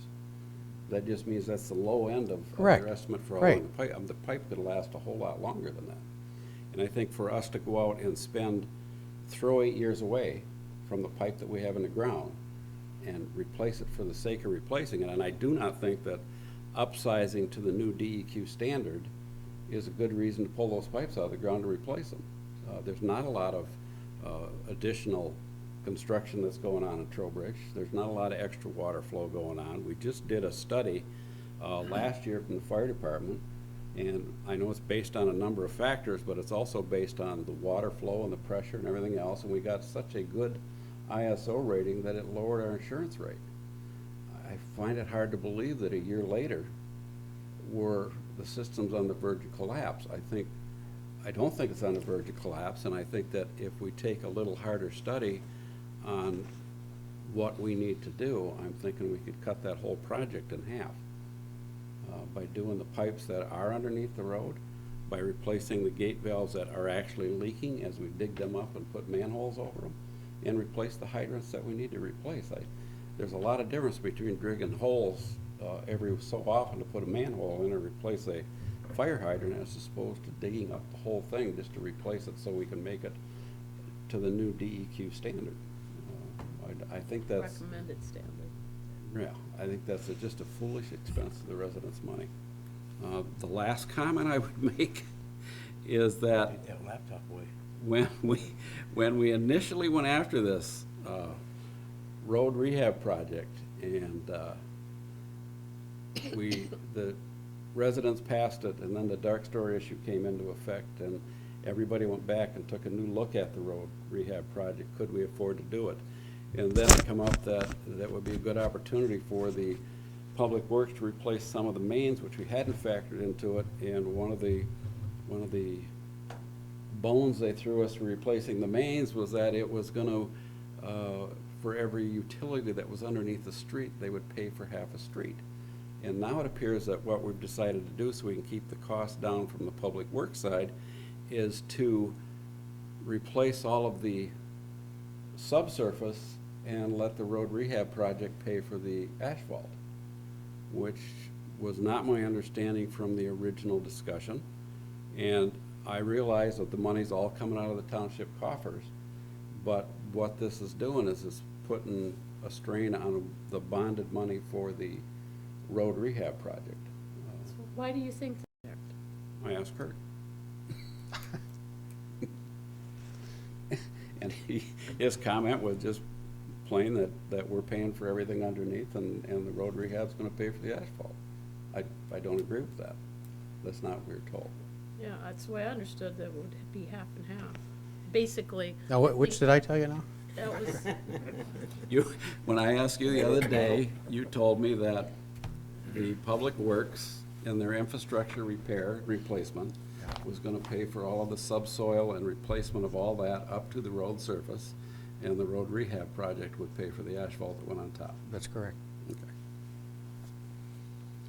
And so those are my questions, and I think hopefully this project isn't being ready to be kicked off anytime in the near future, because I think there's a lot of questions that have to be answered yet.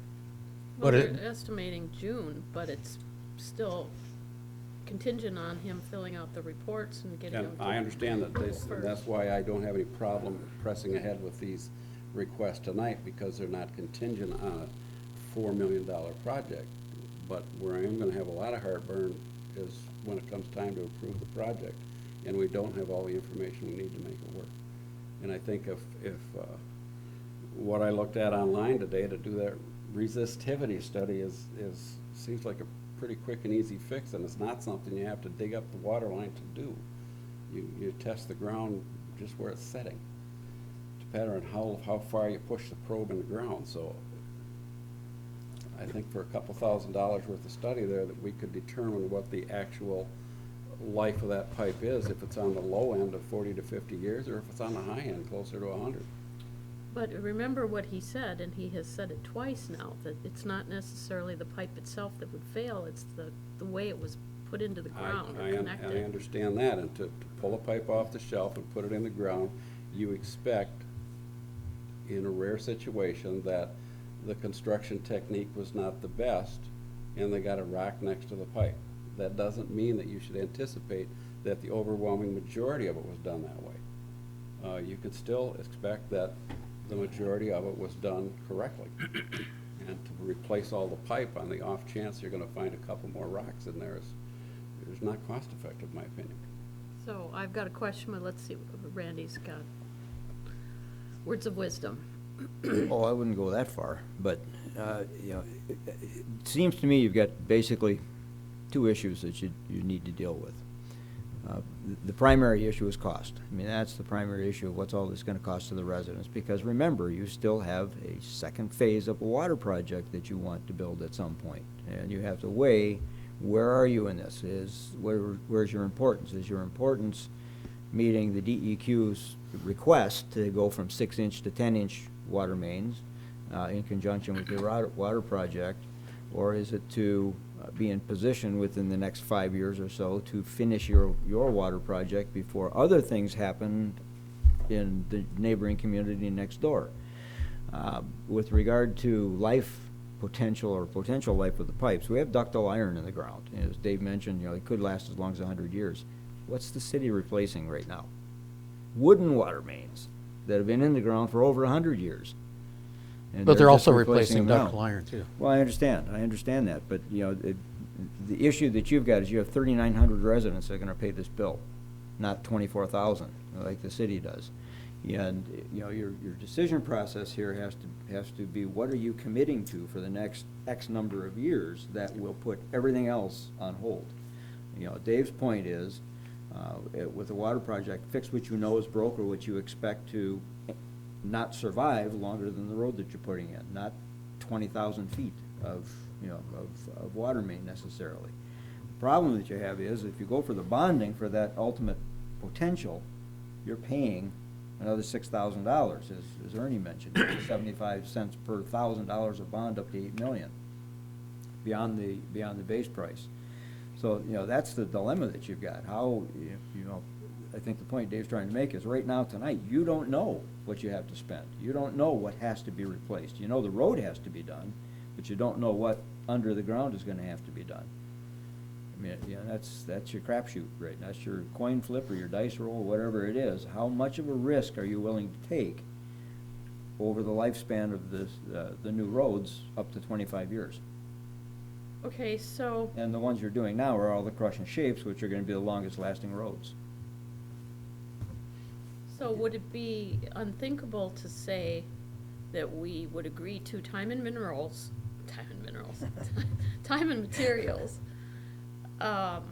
with the understanding that unless something has to be replaced, it stays? Is that something that we can put in a contract? Is that typical, You're saying Mark? for or- our, construction admin?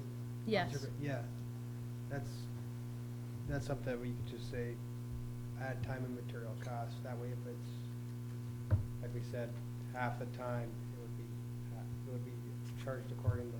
Right. Okay, how about amending the contract then with the understanding that, and I'm sure that's not something Kirk wants to do, but if it comes down to a huge amount of dollars, I guess I'm not following you here on this. the thought, Kirk's thought process is that we take all of these 6-inch pipes that we're pulling out of the ground and make them 10 to coincide with the recommendation from the DEQ. 8. 8-inch, 8-inch? 8-inch. I read 10, I thought okay. I read 10 too, but. So, can we do that with the caveat that says if something is not leaking or rusty, or, I don't know if you'd have to put terms on it. What are the pipes looking like If when we there's- get out of the ground? Yeah, if there's no need to replace them, don't. And then whose call would that be? That would be Kirk's call. So he's Yeah. gonna be out there every day with them Well, monitoring? No, I think, the issue that Dave raised is correct, where we've had some leaks have either been at joints or they've been where there was an improper installation in the beginning, in the first place, with a rock or a rock outcrop or whatever underneath that over time has put a hole in the pipe. Those are hard, you can't predict those. I mean, those happen when they happen. The bigger question is, how much do you want to go on the hook for bonding? Because you're gonna pay based upon the amount of bonding that you set. That's gonna be a cost. And, realistically, gate valves are probably gonna have to be replaced. They wear out, more so than pipes do. So, I tend to agree with Dave there. I don't know that we know how much this project is going to cost or have a reasonable idea, rather than shooting for replacing everything. Okay, then it looks like if replacing everything is 3.246, that's our maximum. We definitely don't need to bond for 8 million, if that's the caveat that's attached to this. The 8 million is just, It's a maximum, I know, but I wanna make sure that that's we're the not- maximum for his fees. You're gonna pay 75 cents per thousand, Okay. So, we should be able to up to say- 8 million. We should be able to say the 3.2 or whatever is Well- max. Well, but, no, it says for bonds issued up to 8 million. The bonds will all be issued at the beginning of the project. Well, we don't wanna issue them for 8 million. Well, that's what I'm saying. You'll be paying the 3,900 plus another 6,000 if you've got $8 million in bonds. That's not something I wanna do. And I think what Kurt's trying to say is that you're not gonna get $8 million worth of bonds, you're gonna get whatever the cost of the project is. Right. Is that what you're gonna? And we've already got engineer's estimate for every item that we're doing, so, So you're not, the $8 million should just go away because it's. Yeah. Okay, right. just wanna So make sure. we're actually looking at the 3.2 or whatever it is, and it's based on 75 cents per thousand of that you use. But when you get approved for the bond, you're gonna be approved for whatever the 3.2, whatever that is. Right, and the only unknown factor here would be the actual bid cost, okay? Well, part of this process is, okay, if if it's too high, then we don't have to accept the bid. So that, I mean, everything's contingent on, you know, we've got all these professionals giving their best effort to come up with these calculations, okay? But it gets down to, the contract has to be bid. The job has to be bid. So if the bid is too high, or we don't like it for any reason, and we have the right to do this, to reject any bid, then that's the end of the story. But we do have to have a realistic picture of what the project is. Which we do have right now. Go ahead, Well, Ernie. but it's based on 20,000 feet of water main Well- that we may not be replacing 20,000 feet of. That's why I said the That's my 3.2 concern. then is the high. Okay, you said you wanted everything under the road? Every main is in the influence of the road. So if we dig up a water main, even to just look at it, that's within the influence of the road. Am I right or am I wrong? And then plus you have, obviously, intersections where you've got mains crossing roads in both directions. And every 60 feet in Trowbridge Park, you're gonna have a water service that's crossing the road. So you're gonna have half plus 20%? So, you know, so then you're talking 70% of the road. I think when you're talking about the $8 million, bonds are issued up to $8 million. What do they mean that? Only what we take out of there, or do they mean that you have $8 million available, so that's, we're paying the 0.75 cents on the 8 million, regardless whether we use them or not? What he's trying to say here is you're gonna pay 75 cents per thousand. Okay, up to 8, He's not telling you how much we're gonna bond for. Amount is. Okay. but they're making 8 million available. Or the rate changes No, after 8 million. it's a different rate after 8 million. Yeah, it would go to probably less. I should have or pointed more. that out, obviously, but that was in his proposal, so. I think the other thing is, when you talk about determining what's in the ground, there's really no way to determine unless you dig it up and that, Correct. so. it's- He knows what he's digging I up. think Dave may have an idea here too, but just listening to it, I would look at, without digging something up, you can't tell what it is and that too, Well, so. that's why I asked if is it practical or a matter of course that you can say, if it's, you know, if it ain't broke, don't fix it. When you get down there, you dig it up, and if you see that it's fine, Well, this is not a On to the repair next. project, it's an improvements project. Well, I mean, that's- the issue is that the road project itself, the crush and shape, would not dig up the pipes. Crush and shape would crush the road and put it back down. You would not be digging up the subsurface to get to the pipes. I thought the rest of this, wasn't this whole section of the project, the rehabilitation of the roads? Crush and shape, That's just the crush and shape part? that's what the rehab is, crush and shape. Okay. The subsurface is a totally different animal. You have to dig the pipes up and disturb the subbase of the road. And we're paying for all that.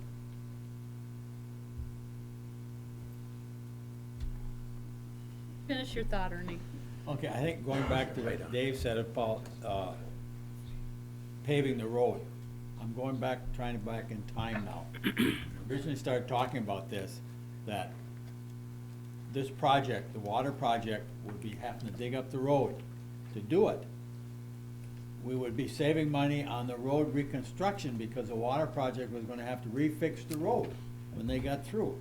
Now I see $96,000 for rehabilitation project coming out of the road fund to pay for the road.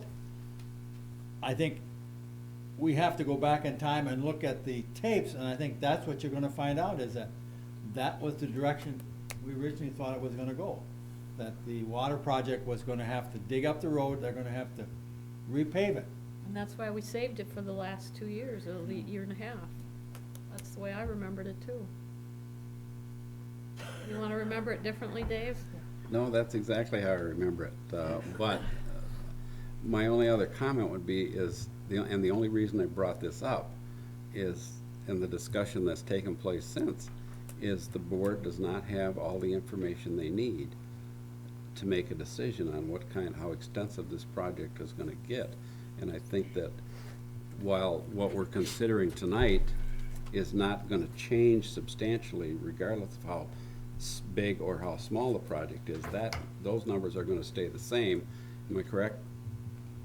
They're, the price, the cost for the 3 different contracts is gonna essentially reflect the cost, the amount of money that's being spent on the project, regardless of what it is.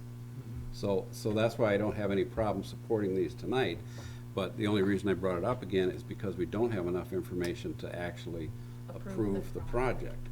And to answer your question, I don't believe you've got to dig the pipes up to see if they're any good or not.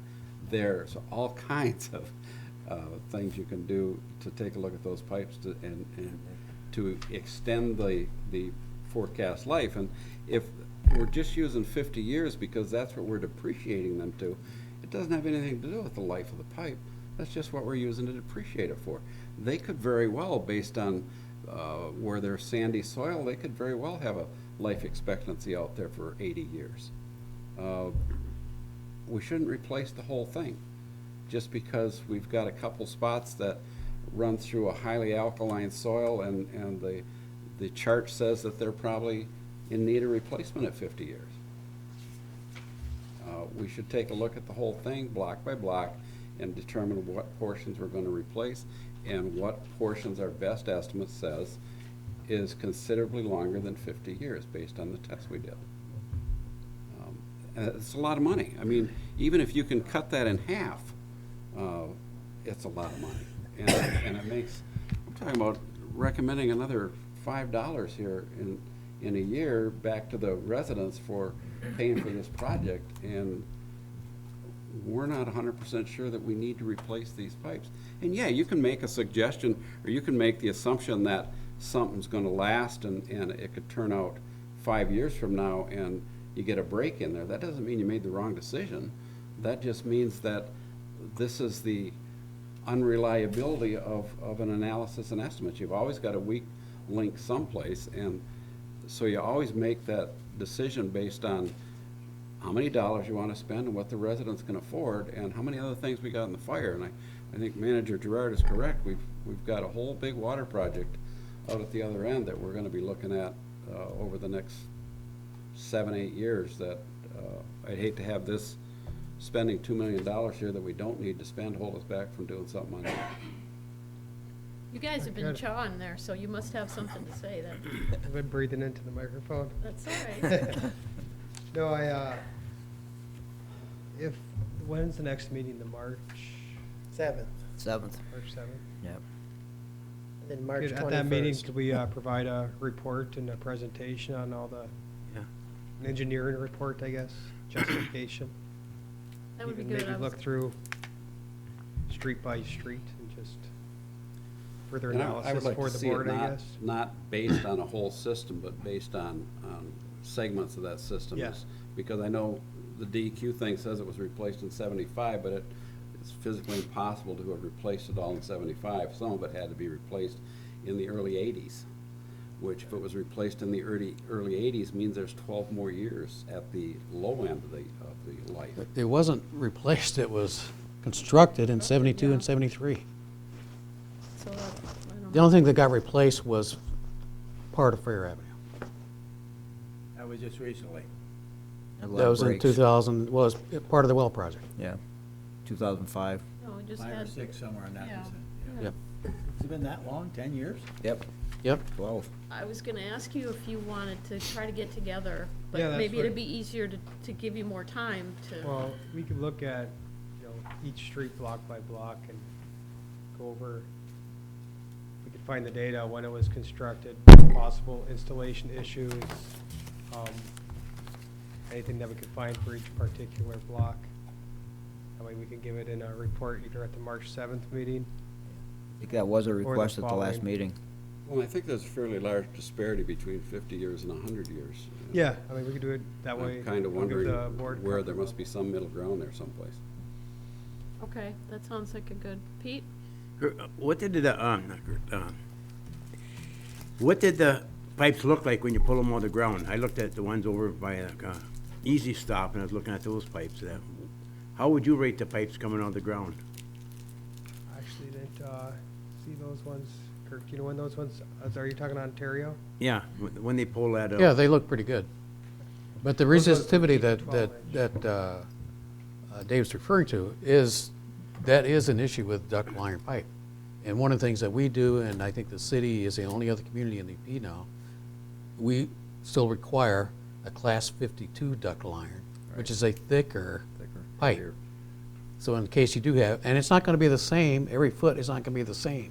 So nowadays, you know, if they install ductile iron pipe that is in soil that would tend to corrode, they actually wrap the pipe in polyethylene, Plastic. which increases the cost, but that helps protect against. But we're going the extra step, you know, initially by requiring, everybody else is going to thinner pipe. Manufacturers, everything is thinner. Thinner is better, you know, less weight. But the bottom line is it's metal, okay? So the more metal, the more protection you've got against corrosion. Randy? This is a question for Scott. Scott, when we apply for the DWRF, for instance, if the project comes in lower, what, does that affect anything, or do we just apply up to a maximum, and if we don't use it, then it would just go back? Excuse me. I'm trying to avoid that all night. I talked to Valerie White down in our revolving loan section in Lansing, and she said that if there's any leftover money, it can either go to alternate projects within the project. If there was something that you had to cut out at some point, the extra could go toward that, but it has to be identified in the initial application. And then also, if you don't use the whole amount, I'm pretty sure they adjust, you know, your loan downward but again, I'm not the financial guy. I gotta be careful what what I say on that, but I do know that any leftover money, if you have a savings, can be used on another part of the project. It can't be used for anything new that hasn't been identified, though. Okay. So in your application, you would have to build in contingencies. That if there was money left over, we would do X, Y, or Z. You know, Give it like to Scott Rob. was saying, it had to be identified in the initial application. So we know that the items that we're looking for motions tonight need to happen so that Kirk can go to the next step, correct? All three of these? Yep. Okay. So we've got just the one, and the second one, we don't have a vote yet, right? We're still, You have to call for You the have a vote. motion, but not a You did vote. vote on B, didn't you? yeah, no, we No, didn't. no, we have We're a still motion and a talking. second. Oh, I I thought made you a voted on mistake B. of saying any more questions. Stop that. Roll call vote on B. Okay, so we are on B, and we had a motion and a second. Yes, you did. Now you want to ask another Just question? one thing, following up on Dave on depreciation and that, looking at the pipe. Going back to the accounting area, when they start depreciating, they look at a piece of equipment and say it's gonna last X number of years, and they depreciate it like that. Well, when you look at pipes in the ground, listen to Dave and everything else, the time frame they're saying really isn't realistic using that depreciation. And I don't know where it came from, it may be the standard to do that, I don't know. But if you're looking at pipes that are for 100 years versus 80 or 50, I think you have to start looking at the ground that's in to determine how long the depreciation's gonna have to go for in that. I don't think you can take a flat depreciation number to do it. Well, I think they do it I think the auditors do it that way, just to clear it from the books in a reasonable period of time. You don't want to carry something on your books for 100 years. Makes it Yeah. easy for them, though. Well, it does, absolutely. Since there aren't any of them here, we'll blame it on them. Yeah.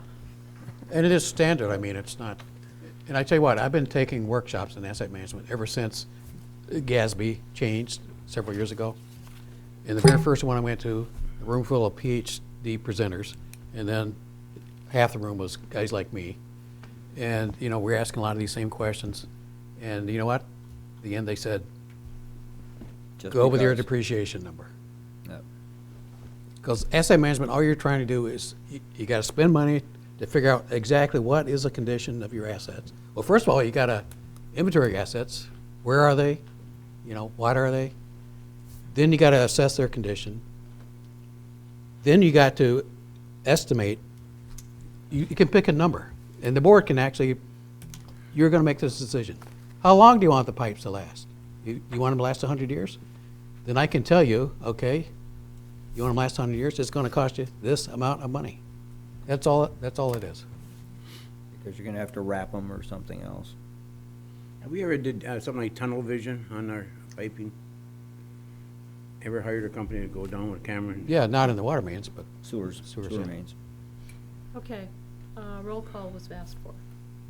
Okay, so the motion is to approve the proposal for PFMFA. And that's the base price plus, I'll have it in the motion. I don't have it in front of me, but the roll call vote, trustee Marks, Yes, trustee LaRue, Yes? trustee Wiegand, Yes. treasurer Johnson, No. clerk Rattari is yes, and supervisor Durant. Yes. Motion carries. All right. C then is consider UPA EA proposal for DWRF construction engineering administration for the DWRF. John? first I want to thank the staff for sending all the information. We had anyone that wanted to do their homework would have been able to review the complete contract and the many, many pages of information. 74. Yes. 74, And you right? double that when you read it twice.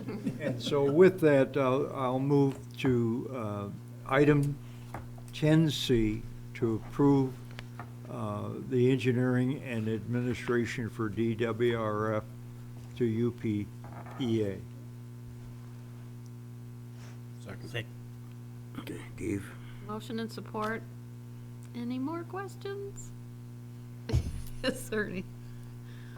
I went through and did read it and that. Like Pete, I think I read it 3 times before I really started understanding some of the It's stuff. crazy, I'll tell you.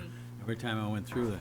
But under Article 2, owner responsibilities and that, and I'm looking at A8, and it says standard hourly rates, reimbursable schedules will be adjusted as of November 1st. I think those should be somehow relayed back to this board when they start making those changes, so we know what's going on. On Article 2, owner responsibilities and that.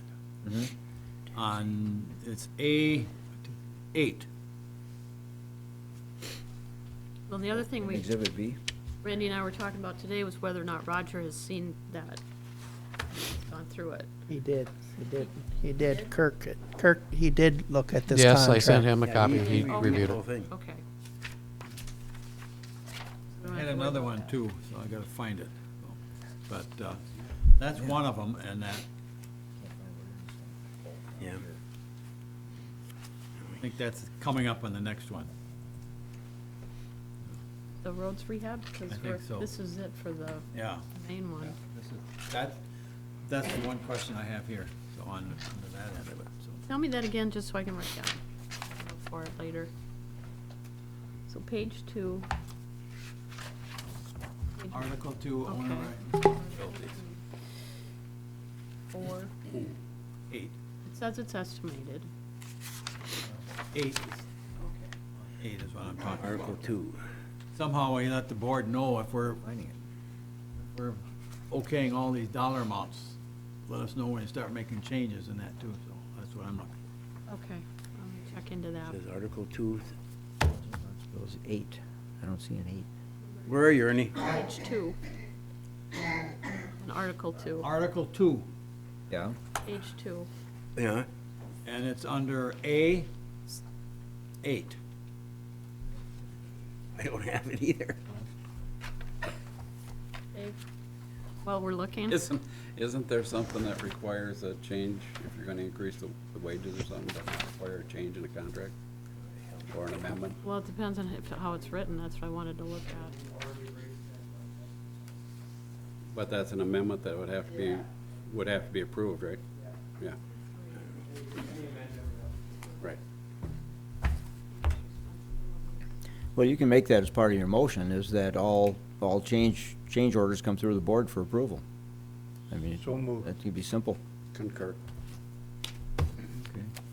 So that's part of your, Not my motion, I Motion? didn't make the motion. no, John, part of your motion? Yes. Okay, the changers have to come through.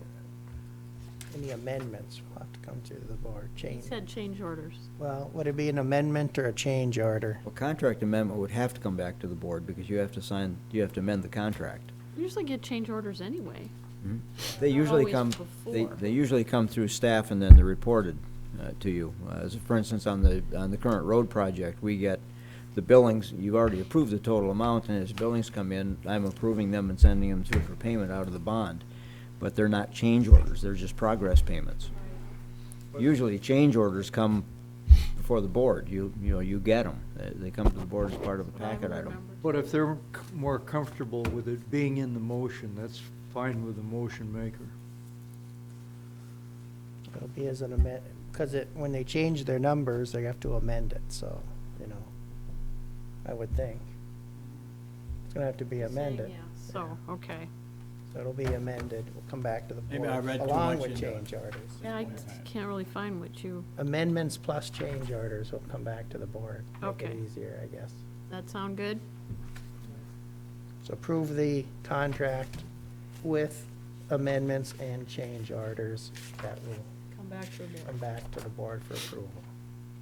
Okay. That fine with you, Dave? Works for me. Anything else? That's it. All in favor? Aye. Aye. Nay.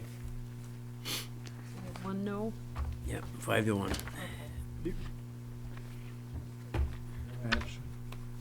Correct. Okay. 10D, consider memo from Manager Gerard regarding local roads rehab update. Found yours, Ernie, I'll look for that. This is the portion that impacts all of the previous ones that you've identified to the road portion of the project.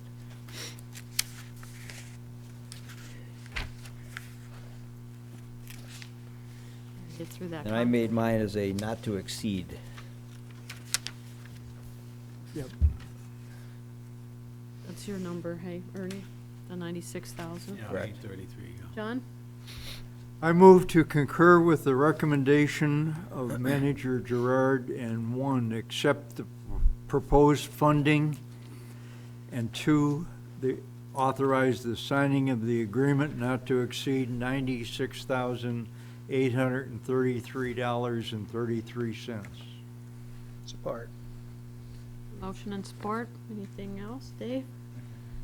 Just wanted to make a point for anybody that's listening out there that this project was supposed to be done in 2017, and it is being, because of the scope of the water project, is being moved out. It won't be done for 2 years. It'll be done 2018. Correct. Just so they all understand that, and I don't believe we've identified the roads that are gonna be done in 2017 yet versus those that'll be finished in 2018.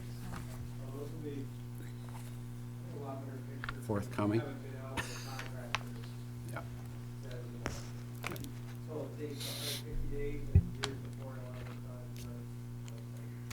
I just wanna make sure the residents are aware that it's been moved out of here. Thank you.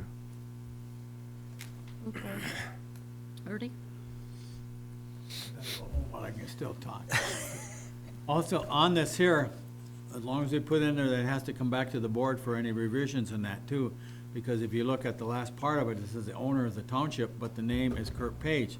To me, that should be the supervisor at this point in time. When you look through all the documentation here. I thought it said, It's the township manager, not Kirk Page. Well, it says,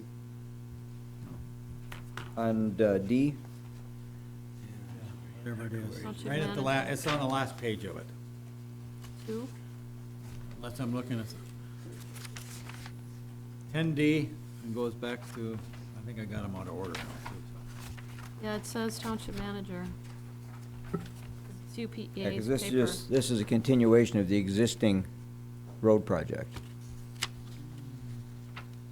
Maybe I got stuff out of order, I don't know.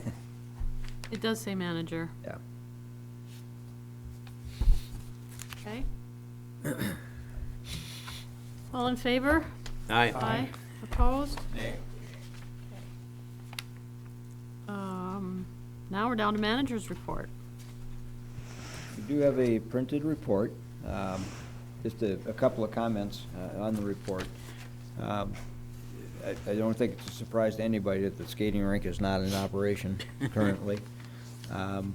Even with the weather that's forecast for Friday, I don't know, well, we'll see where it goes. The long-range forecast is still iffy with regard to weather. We are engaged in discussions with SEMCO regarding the location of the proposed pipeline, 10-inch pipeline, to serve the new generation capabilities at both Nagani and here in Marquette. They had a preliminary routing that we had concerns with, and we've expressed those concerns to SEMCO. And there will be a public hearing coming up that we'll be participating in as well. What were your concerns on the road? Location. Where was the problem? Was crossing through area that we have set aside for water production. I was going up by the old school in 35, going down to Crossroads, come back in, what is it, South Marquette there. Comes straight across our well field. Their proposed route. Oh, coming in from the south there? From the west. Connecting it to the northern, Yeah, coming from the Yeah, west, from Nagani Township, straight east. Sheriff's contract, as Supervisor Rent mentioned, we did meet with the sheriff and the undersheriff. I will give fair warning to those who use US 41. We have asked, and the sheriff has agreed, that there will be stepped-up enforcement of driver behavior in the US 41 corridor through Marquette Township. Speeders, slow down. Distracted drivers, put away your phones, because we are going to be enforcing the laws. Corridor Committee, you have the minutes from the last meeting, and one item that did not get put on the agenda, it got dropped from the last meeting. As you recall, the 2017 goals and objectives for the manager was supposed to be discussed again on this meeting on the 21st, so I'm presuming that you want to just move it to March 7th. I was Okay, thinking it do was just that. part of our discussion for the Strategic plan. We'll couple it with that. So, it's up to you. Do you want to talk about it ahead of time, next meeting? Or just leave Strategic it? planning was on the 28th. Okay, That'll be part of it. just leave so- it the way it is. Move it to the 7th. Any questions for the manager? Gave you the weather report and everything. She's just trying to justify why there's no ice. Yeah.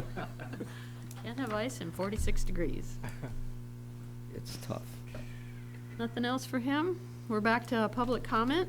Anybody else wants to share something with the board or ask some more questions? Robert Sims, 2662 Montgomery. I have a couple of comments that were brought up. Kurt brought up about the master plan, 1980, I think it was about 84, 85. The master plan said all dead ends in Trowbridge Park would be connected. Water and roadways at that time. I don't know exact year. Another thing was the water leaks, 18.5% or 8%, whatever. Dave brought up about the fire department usage. Most of the time, when the fire department used to use the hydrants, we wrote down how much we figure we used and gave it to Kurt. So it might vary a couple hundred gallons, but it wouldn't be a whole lot. And if you look at this, the map of the water lines, and if you go back when the water was put in 72, 73, it was cleaned up in 74. Population out here probably tripled, if not more, because there wasn't water. You know, you take a look at Huron Street, there used to be 3 homes up there before the water came in, now there's 15. So, you know, and I don't want to pay no more money than I am now for water, but when Kurt's talking about increasing the size of the water, you know, you got 15 homes, the washers, dishwashers, sprinkler systems. You know, that's where the size will come in. And I also like to ask Lynn, I'd like to have a meeting with you, Ernie, Randy Ritari, and Roger at some time. It's up to you when. Just call me. A general meeting, you mean? Well, I have some issues. So, I'll talk to Roger and see if that's allowable or appropriate or whatever. I have no idea. all right. Thank you. Thanks. Anybody else wish to address the board? Any more comments from the board members? Oh, yes, Randy. The next board packet will be the resolution I will bring to the board for the agreement for the voting machine grant, and all the background material will be with it for that meeting. So I see our Mining Journal correspondent. That'll give you more information when you have that background on March 7th. And but yeah, I think it's a great deal, and it's going to be a good thing for our residents coming up. So Sure. Just a question for Randy. Going back to when you originally talked, you said after the 5 years would be $1,600. What will that $1,600 actually buy us? it will provide the service contracts for the machines, and it will probably it'll be basically service contracts for the equipment, and it will guarantee the warranty for up to 10 years. So we don't pay anything the first 5 years. So when you say 10 years, is that 10 years after the 5 years? No, it's a 10-year. We'll get them like in 2017, and it'll be to 2027. Well, we'll have a full contract and warranties. And you got to realize these machines, even the ones we have now, are probably 20 years old, and we're paying that much. I would say we're paying enough now on the machines we have. So I think it's a good deal. And like I said, I had budgeted $6,000 for the machines, and for 10 years, $8,600 isn't a bad deal for 10 years. All of the proposed changes that there are now with election process and with the election tallying and everything else, does that warranty include replacement of machines as they modify the machines? It's going to be based on election law, but our machines are still going to be paper ballots. And without having a machine in front of me, there is a few differences. There are some technology upgrades for the better, I hope. And apparently these new machines will even help recounts. So, I mean, there's a lot of upgrades in these machines. And the advantage we have with these machines also is they get rid of those big handicap machines. Those are going to go away. And we're going to get replacements for those that are smaller and much easier to use for handicapped folks. So, and like I said, it'll be rolled out this year, and hopefully for the good of all our voters. So, What machines are we actually talking about now? the machines, we're going to get 3 of them. They are going to be like the ones we have now. Explain what actual machine you're talking about. The one that the paper ballot goes through Oh, okay. into the bin. Tallying. The tallying Okay. machines, yeah. The one, the OptiScans right now, it'll be replacing the OptiScans. But we'll still have paper ballots, and it'll be trackable, so. But the big handicap machines, remember those? Yeah. Those are gonna go away. We're gonna get rid of those. I don't know where we're gonna put them, but Can we give them or sell them to another municipality maybe that doesn't have anything? well, hopefully when the county clerk signed the agreement, hopefully the part of that was to dispose of the current machines we have, that we don't have to deal with them any longer. I just want them gone. After that, that's not my problem. We don't want Pete? Well, Randy Kirk here, just on overtime report, got Marquette Water. What's that all about?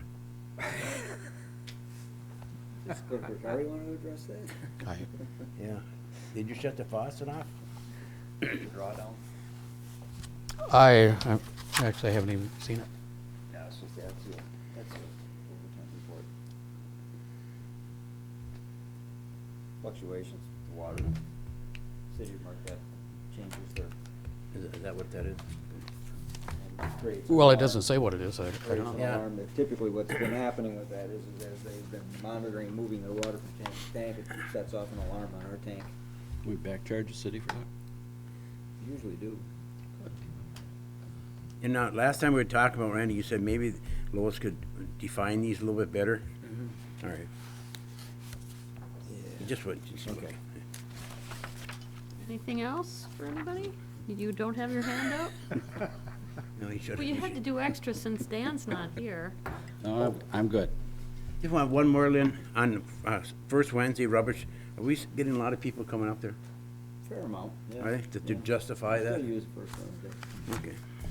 Oh, and we do have a work session scheduled for next Tuesday, the 28th, from 1 to 3 here at the boardroom.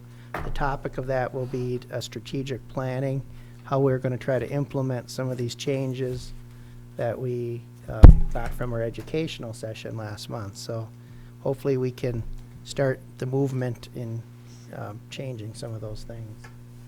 Especially the agenda right up first. Yes, On Mike? the strategic planning, anyone that wants to can come and that. And I brought that up at the Business Association and that. We may have someone, we may not, who knows and that. That's the time to come up with your questions and suggestions and that, so. Along those lines, do you want to reserve the community room for that? Just in case? We can, but at the camera's easier in this room. Oh, okay. Well, I think there's probably plenty of seating. Okay. Okay, one more motion? Move to adjourn. So moved. Motion and support, all in favor? Aye. Opposed? Aye. 8:53, folks, thank you.